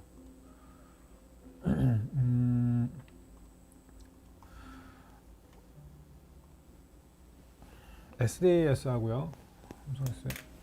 저 새끼 우리한테는 이런 거 주고 지들은 저런 거 들어가서 빨아먹는다고 또 이렇게 생각하시는 분들 계실 수도 있는데 아니에요. 솔직히 삼성 SDS는요 저희 같이 들어간 게 아니고 그날 말씀드리고 나서 여기서 같이 해서 같이 카톡방에 얘기해서 같이 매수를 했는데 SDS는 저희가 딴 걸로 옮겨갔어요. 솔직히 다른 걸로 옮겨갔어요. 왜냐하면 이거만큼 무거운 애가 포트에 있어 지금. 그래서 무거운 거를 중첩시켜 가져가고 싶지가 않아서. 근데 이거 놔두면 뭐 충분히 수익 나요. 근데 이게 좀 답답하신 분들은 옮겨가셔도 상관없는데 지금 뭐 그렇게 크게 문제 없는 가격일 거라고 봐요. 제가 제시드린 가격에서. 그 다음에 KCC 가격부터 알려드릴게요. 그냥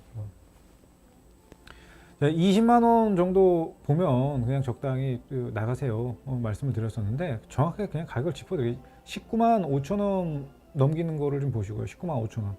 19만 5천 원을 저항으로 맞으면 정리하고 저항으로 맞지 않고 19만 5천 원을 넘기면은 조금 더 보세요.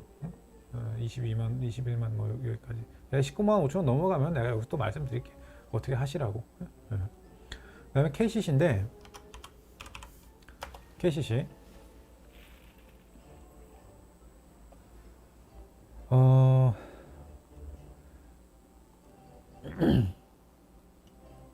KCC가 월봉에서도 있고 주봉에서도 리턴이 있어요.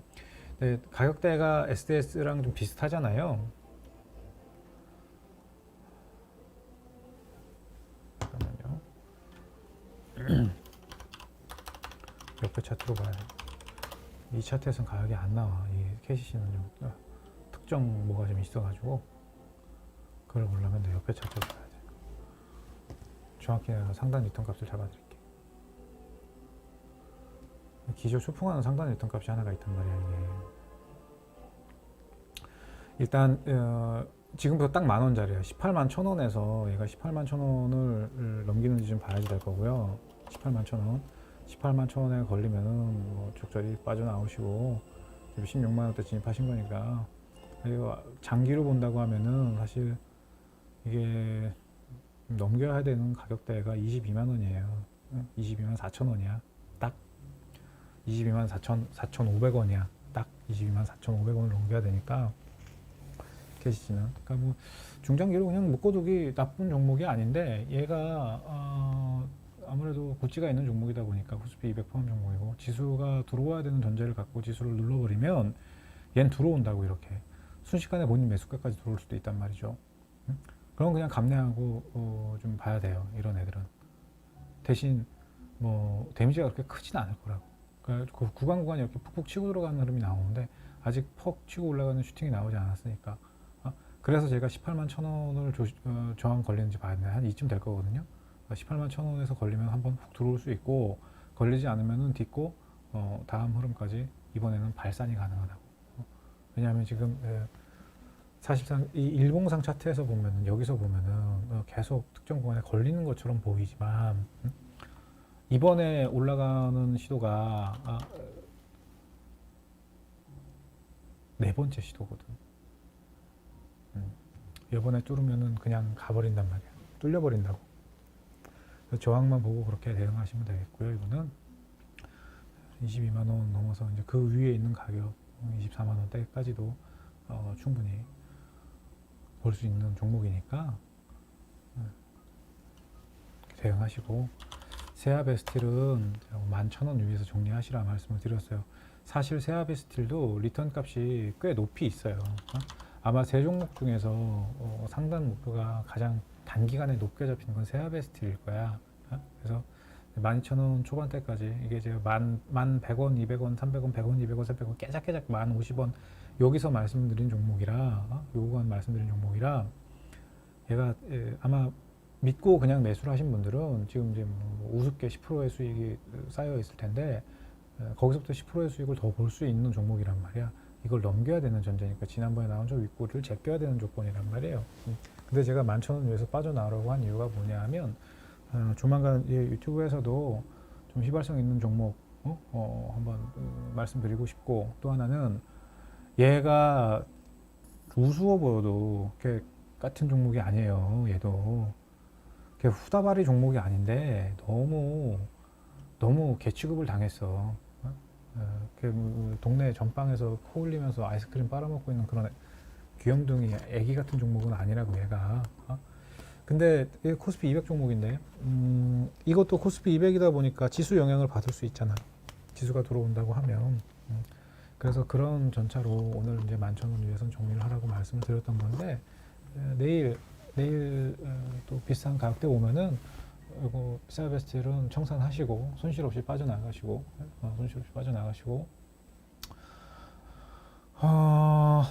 뭐 조만간 중형주, 중소형주 종목 중에서 좀 방향성을 갖고 움직일 수 있는 종목들 그런 종목들은 유튜브에서도 한두 종목 알려드릴 생각이니까 그런 것들 진입할 준비 하시면 될 것 같아요.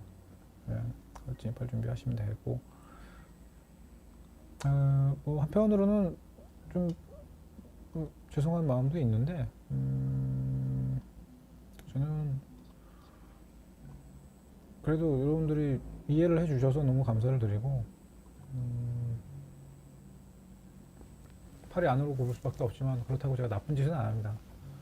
제가 갖고 있는 종목을 여러분들한테 넘기고 저는 그 현물 매수는 안 해요. 저는 선물 옵션을 매매를 하기 때문에 우리 가족분들이 갖고 있는 종목을 여러분 넘기고 그런 오해를 사기 싫어서라도 종목 공개를 내가 안 하고 가려고 하는 거고 그런 부분들을 좀 투명하게 하기 위해서라도 우리 가족분들을 좀 먼저 챙기기 위해서라도 아무래도 저는 이제 전문가 출신이고 메타TV라는 회사를 운영을 하고 있고 뭐 유튜브를 홍보의 수단으로 활용하기보다는 그럴 것 같으면 벌써 예전에 가입하라는 전제로 많은 콘텐츠들을 만들었겠죠.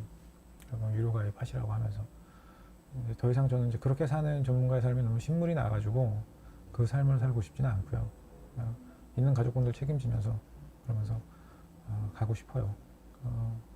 흐름에 동참하고 싶으신 분들은 간절하신 분들만 모시고 싶어요. 간절하신 분들은 뭐 오늘도 신규 가족분 한 분 들어오셨는데 그냥 그렇게 같이 늙어가는 거죠. 이 방에서 뭐 있습니까? 인생 뭐 별거 없더라고. 그냥 같이 늙어갈 수 있는 사람들 많으면 되더라고. 뭐 여러분들 제가 이러고 있다가 좀 우울하게 혼자 술 빨아먹고 있으면 같이 드셔주시고 하잖아. 그런 분들 많으면 돼요. 어떤 그런 마음이 지금은 가장 큽니다. 뭐 내가 뭐 그렇게 뭐 많이 있는 사람은 아니지만 그렇다고 뭐 베푼다고 생색을 내고 싶지도 않고 각자 능력껏 할 수 있는 영역에서 최선을 다하는 거죠 뭐. 제가 아는 만큼 보이는 만큼 보는 만큼 최선을 다할 테니까 여러분들도 잘 따라오시고 또 오늘 후원해주신 가족분들 감사드리고요. 계좌 후원 계좌로 후원해주신 분들도 계신데 감사드립니다. 아 황금이님, 이 황금이님 참 이 자잘하게 계속 던져주는 거 이거 장난이 아니네. 고맙습니다. 신경 써주셔서 감사드리고요. 고맙습니다. 고맙습니다. 다른 가족분들도 감사드리고요. 파생팀도 제가 감사하다는 말씀을 드릴 날이 올 거예요. 오지 않아서.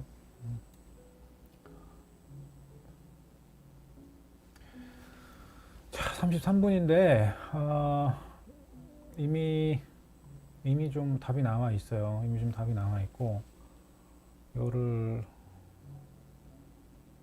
그러니까 오늘 주목해봐야 될 건 주선수급입니다. 주선수급이고요.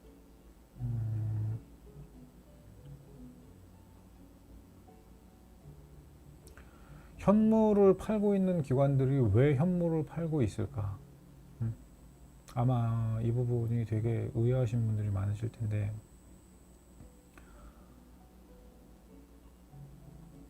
결국 다시 사요. 결국 다시 사는데 현물을 기관은 팔고 있지만 외인이 산다?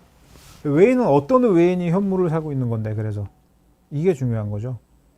외인도 팔고 있어요. 무슨 소리예요. 특정 집단 한 놈들만 제외하고는 대부분 들락날락하거나 아니면 팔고 있어 외인도. 수급시기에 보면은 그래요. 어제 그제 제가 그토록 바랬던 수급 양상이 뭐냐면 주선이에요. 주선 매도가 얼마큼 들어오느냐. 단지 해칭 개념으로 들어오는 것이 아니라 실질적으로 주선 매도 포지션에 압살당하기 일보 직전 주선 매도 물량을 물타기 하는, 주가가 올라올 때 하방으로 그 물량을 쌓아가는. 생각을 해봐봐요. 이미 일부 대형주하고 지수가 눌렸어야 되는 값이 있어. 지난주에. 그거를 무시하고 확 하고 밀고 들어온 수급이 있거든요. 근데 보통 이런 파생 상품에서 기관은 막대한 양의 손실을 잘 인정하지 않아요. 어떻게든 끌고 가죠. 그래서 굉장히 빠른 흐름으로라도 한번 땅 찍고 나오는 구간에서 쟤들은 물 탔던 물량들 털어내고 올라온다고. 그래서 깊이 내려가지 않아도 충분히 조율을 할 수가 있어요. 문제는 그렇게 할 수 있는 기회를 줬냐 안 줬냐라는 건데 지금까지 그걸 안 주고 오면서 이제 화가 많이 났지 쟤들도. 그냥 이제 화가 많이 나 있는 상태라고. 물론 이거는 기관뿐만 아니라 외인도 마찬가지예요. 제가 가급적 연기금하고 편을 먹고 플레이를 안 하려고 하는데 어쩌다 보니 이번에는 형들이랑 연기금이랑 우리도 같이 편을 먹게 됐어. 저 주선 때문에라도 한번 내려줄 거라고 봐요. 흐름 나오면 우리 그 흐름에서 적절히 대응하면 되겠고, 뭐 현물은 너무 감사하고 흐름이 현재 현물 시장의 흐름은 뭐 제가 오래전부터 말씀드렸던 그런 흐름이 이제 시작한 흐름이라서 부담스럽지도 않아요. 저 정도 가격대에서 사실 달겨들라고 하면 달겨들어서 사도 그냥 뭐 며칠 못 가고 좀 흔든다고 해도 버틸 수 있는 재간이 있다고 하면 그냥 그렇게 들고 가도 별로 신경 쓰고 싶지 않은 그런 수준입니다만 그래도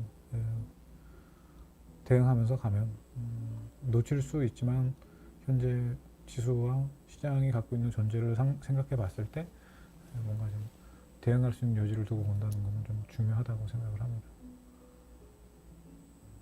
아이씨, 이 새끼들 봐라 이거. 후반부에 또 조금 바뀌네.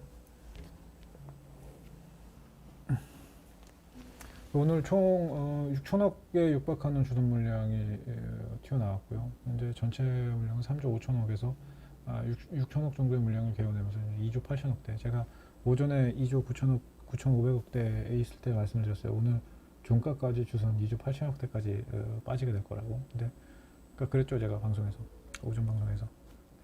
딱 2조 8천억에 세팅이 됐습니다. 2조 8천억 세팅이 됐고, 전체 누적 총합은 이제 5조대의 흐름인데, 그 스프레드 치고 들어온 물량들 제외하고 나면 3조 5천억에서 2조 8천억 된 거니까, 오늘 후반부에 이제 장 끝나고 나오는 수급 총 세팅 때려보면 아마 4조대 총 물량 롤오버 된 것까지 포함해서 선물 매수 물량이 지금 전체 수급에서 2조가 조금 넘는 이제 당월물 매수 포지션 물량인데, 청산을 하겠지? 이미 오늘 청산이 좀 들어가기 시작을 했고, 그래서 후반부에는 뭐 많은 수준은 아니지만 개인들이 받은 물량들 감안했을 때 선물은 소소한 물량이고, 그래도 한 1,000억 원 가량의 차이는 좀 날 거라고 보고요. 뭔가가 지금 매도 물량이 쌓여 있다는 거, 옵션에서 특정 포지션에 매도 물량이 쌓여 있다는 거, 그게 조금 명확한 답을 내주게 될 거라고 봅니다. 좀 이번 주 포지션을 좀 끌고 있는데, 웬만하면 내가 포지션을 질질 끌지 않으려고 하는데,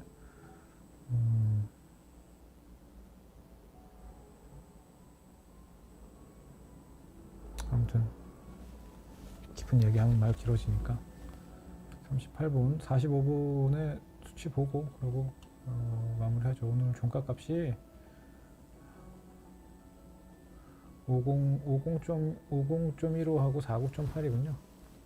50.15하고 49.8. 언더로 잡힌 수치가 46.87이니까 저건 못 갈 거고,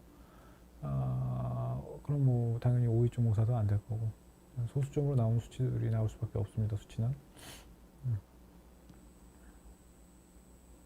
48.6.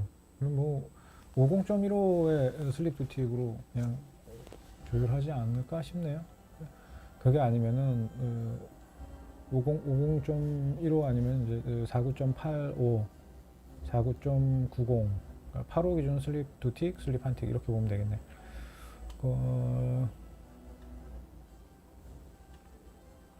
슬슬 저는 나와 있는 수치를 두고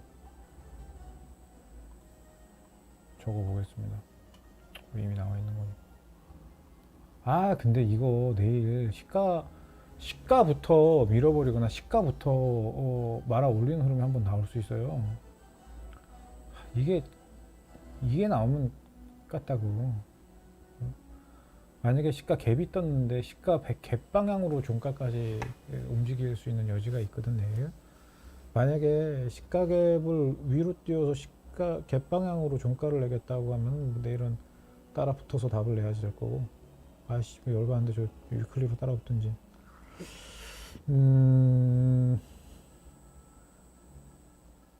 갭 띄어서 역방향으로 들어오거나 갭 띄어서 역방향으로 올라가는 건 별로 그렇게 신뢰도가 없어 보이는데, 그럴 거면 무지하게 큰 갭이 떠야 돼요. 아래 갭이 245에서 나오게 될 경우 갭 이후에 위로 치고 올라갈 수 있는 흐름이 만들어집니다.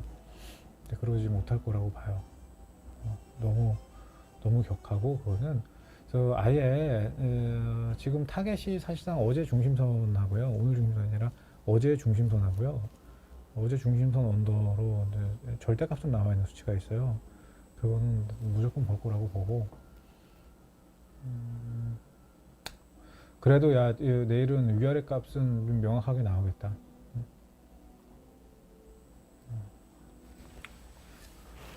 41분 시작해 보겠습니다.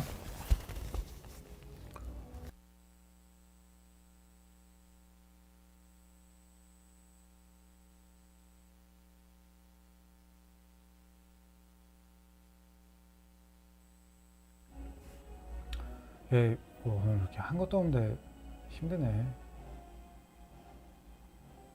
어지럽고.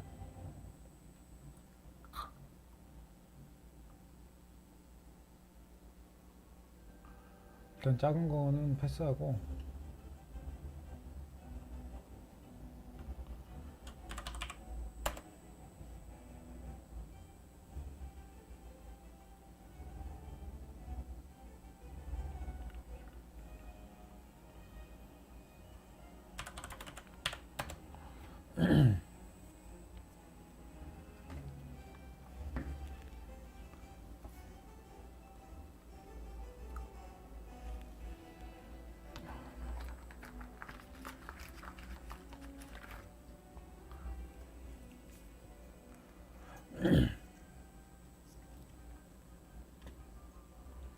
혹시 한국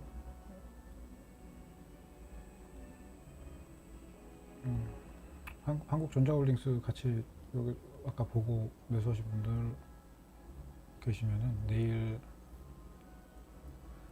좀 신경 써서 대응하셔야 될 텐데 제가 오전장 방송을 안 여니까 메타 방송만 해서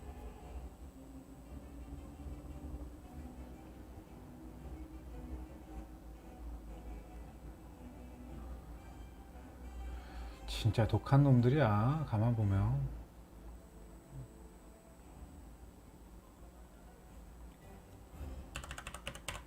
독한 놈들이야 이 새끼들. 지금 하는 짓 보면은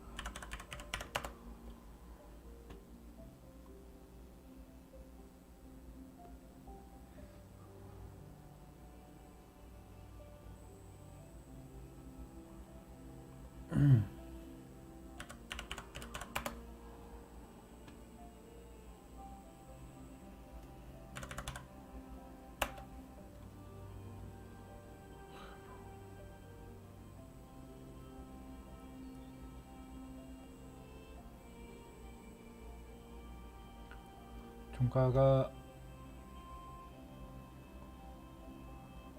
빵빵에다 갖다 맞추고 끝날래나?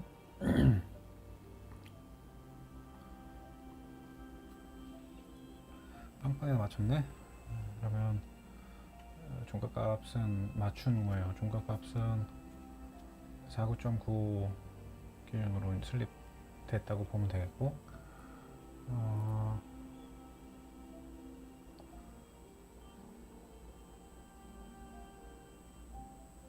촘촘한 수치가 좀 몇 개 있는데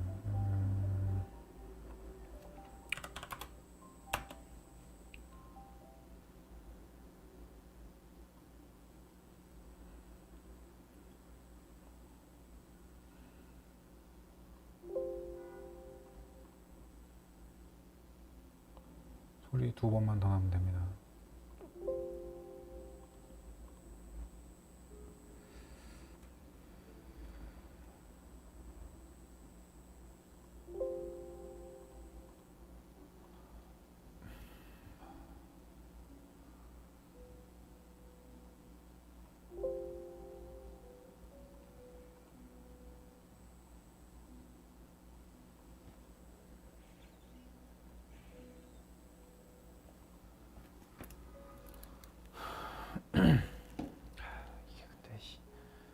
어제는 아래로 시작하자마자 탁 찍고 올라와서 그러면 잡았잖아요. 오늘도 저게 딱 6티 까고 만든 거거든요. 아침에 탕 치고 내려온 거.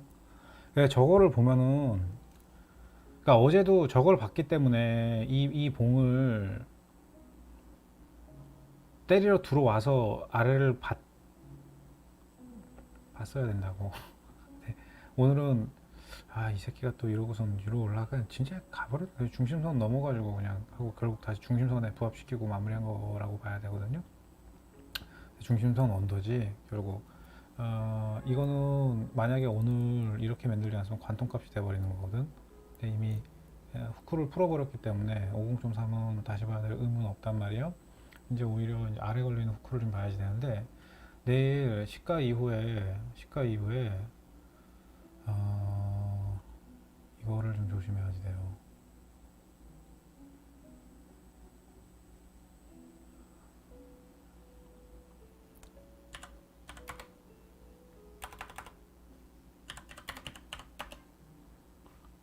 왜 이러는 거야? 기껏 힘들게 맞춰놨더니 0.9 시가도 0.9 하고요.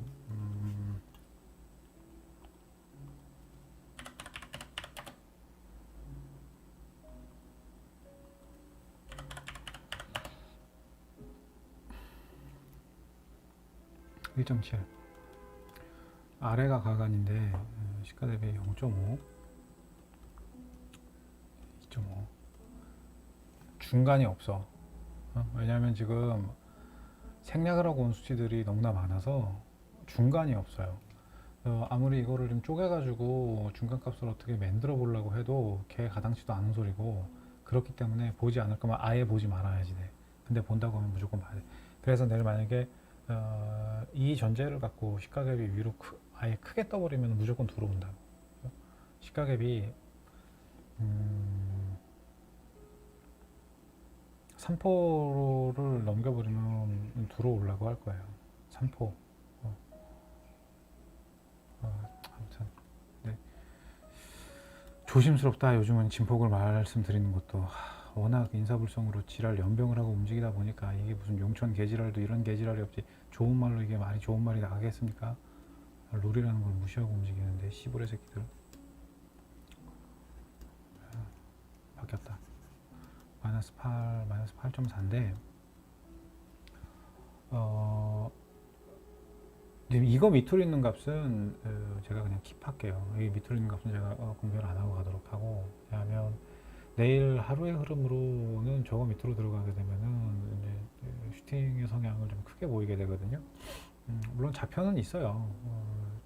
여러분 상상 초월하는 수치들도 잡혀 있는데 그런 것들은 일단 생략하고, 유효 구간을 이제 요 라인대에서 좀 떼서 보고 시가로부터 움직일 수 있는, 이거 뭐야? 이게 뭐 이런 게 이렇게 떠 있었어? 얘기를 좀 해주시지. 안 보인다고 얘기해 주셨는데 제가 못 봤군요.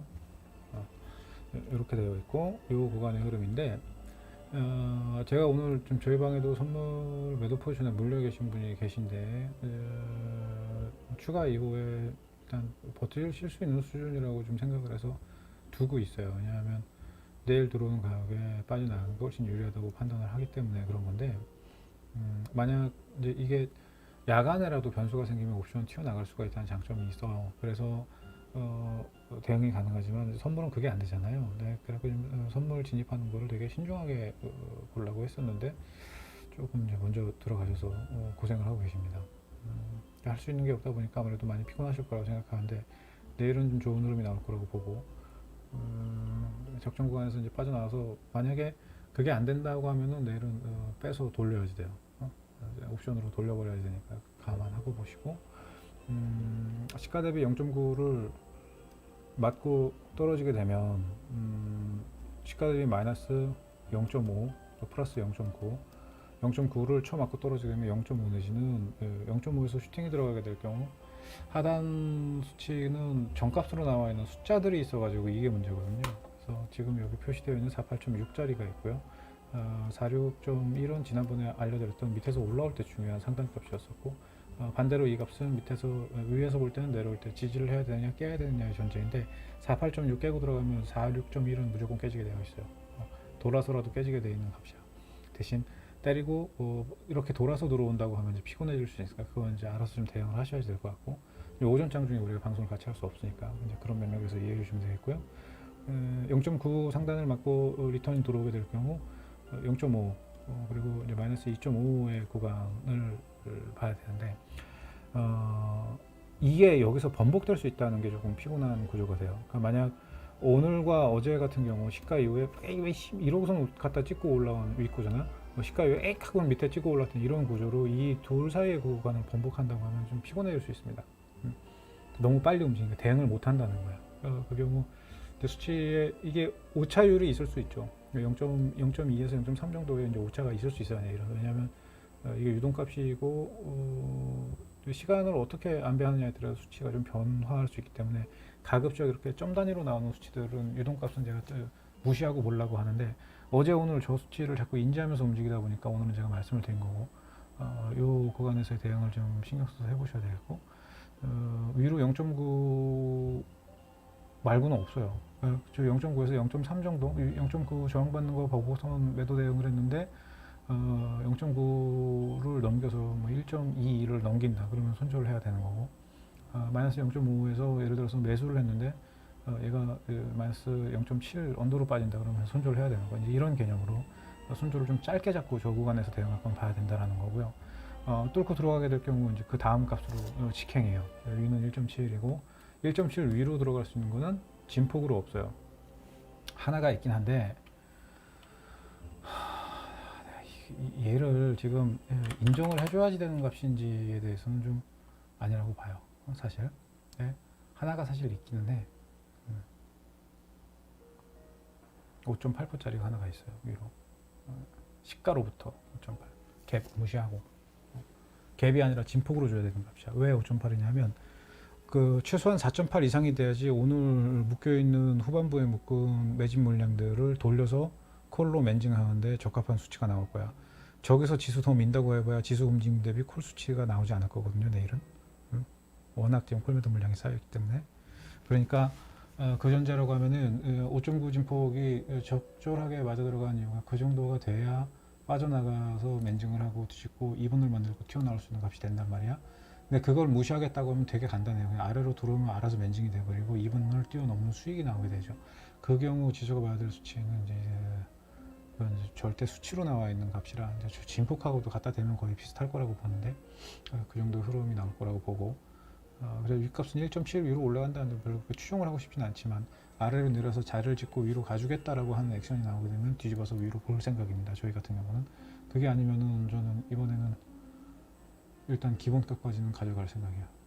기본값까지는 가져가고 사실 파생 같은 경우에는 좀 누적 손실이 있어요. 지금 간만에 좀 누적 손실을 좀 끌고 가고 있는데 시불에 열받게.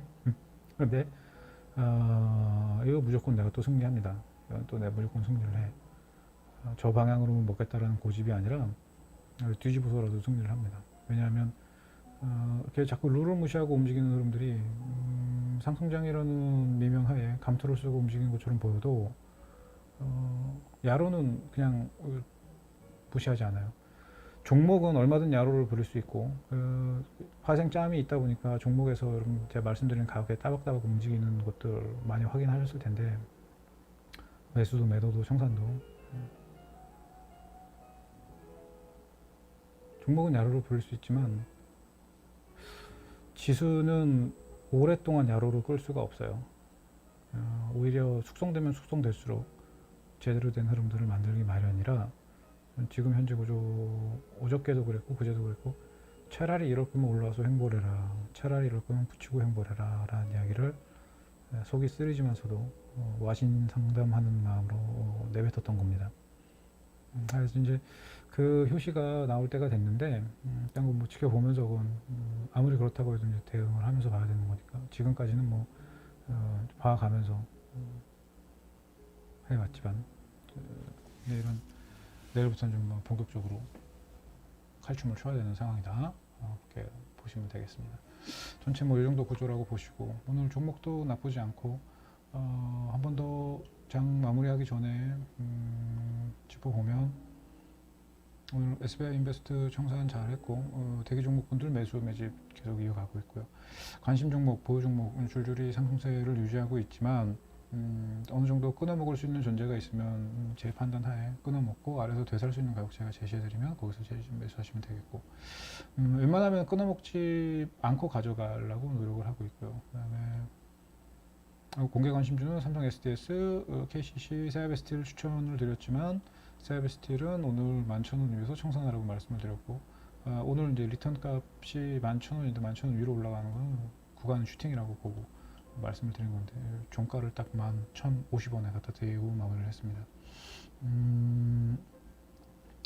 폭풍 인사가 불러올 수 있는 새 바람 요직의 주요 인물들 앉혀놓고 그동안 트럼프가 했었던 과오를 원상태로 되돌리기 위한 액션이 향후 이머징뿐만 아니라 우리나라에는 수혜가 될 수 있다. 근데 어떻게 보면 우리나라에서는 그로 인해서 피해를 본 게 크지가 않기 때문에 그로 인해서 수혜를 볼 수 있는 것도 크지 않아요. 그냥 우리 시장만의 흐름이고 우리 시장이 갖고 있는 종목군들만의 흐름인 거야.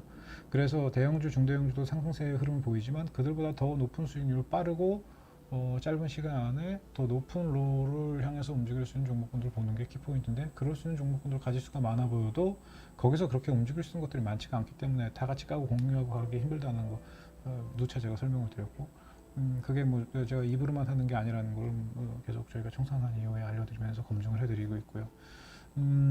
지표 부양책에 대한 민감도는 말할 것도 없고 여전히 저거에 대한 기대치를 크게 부풀리고 있지만 아직 어떻게 될지에 대해서는 좀 미지수인 상태인 거고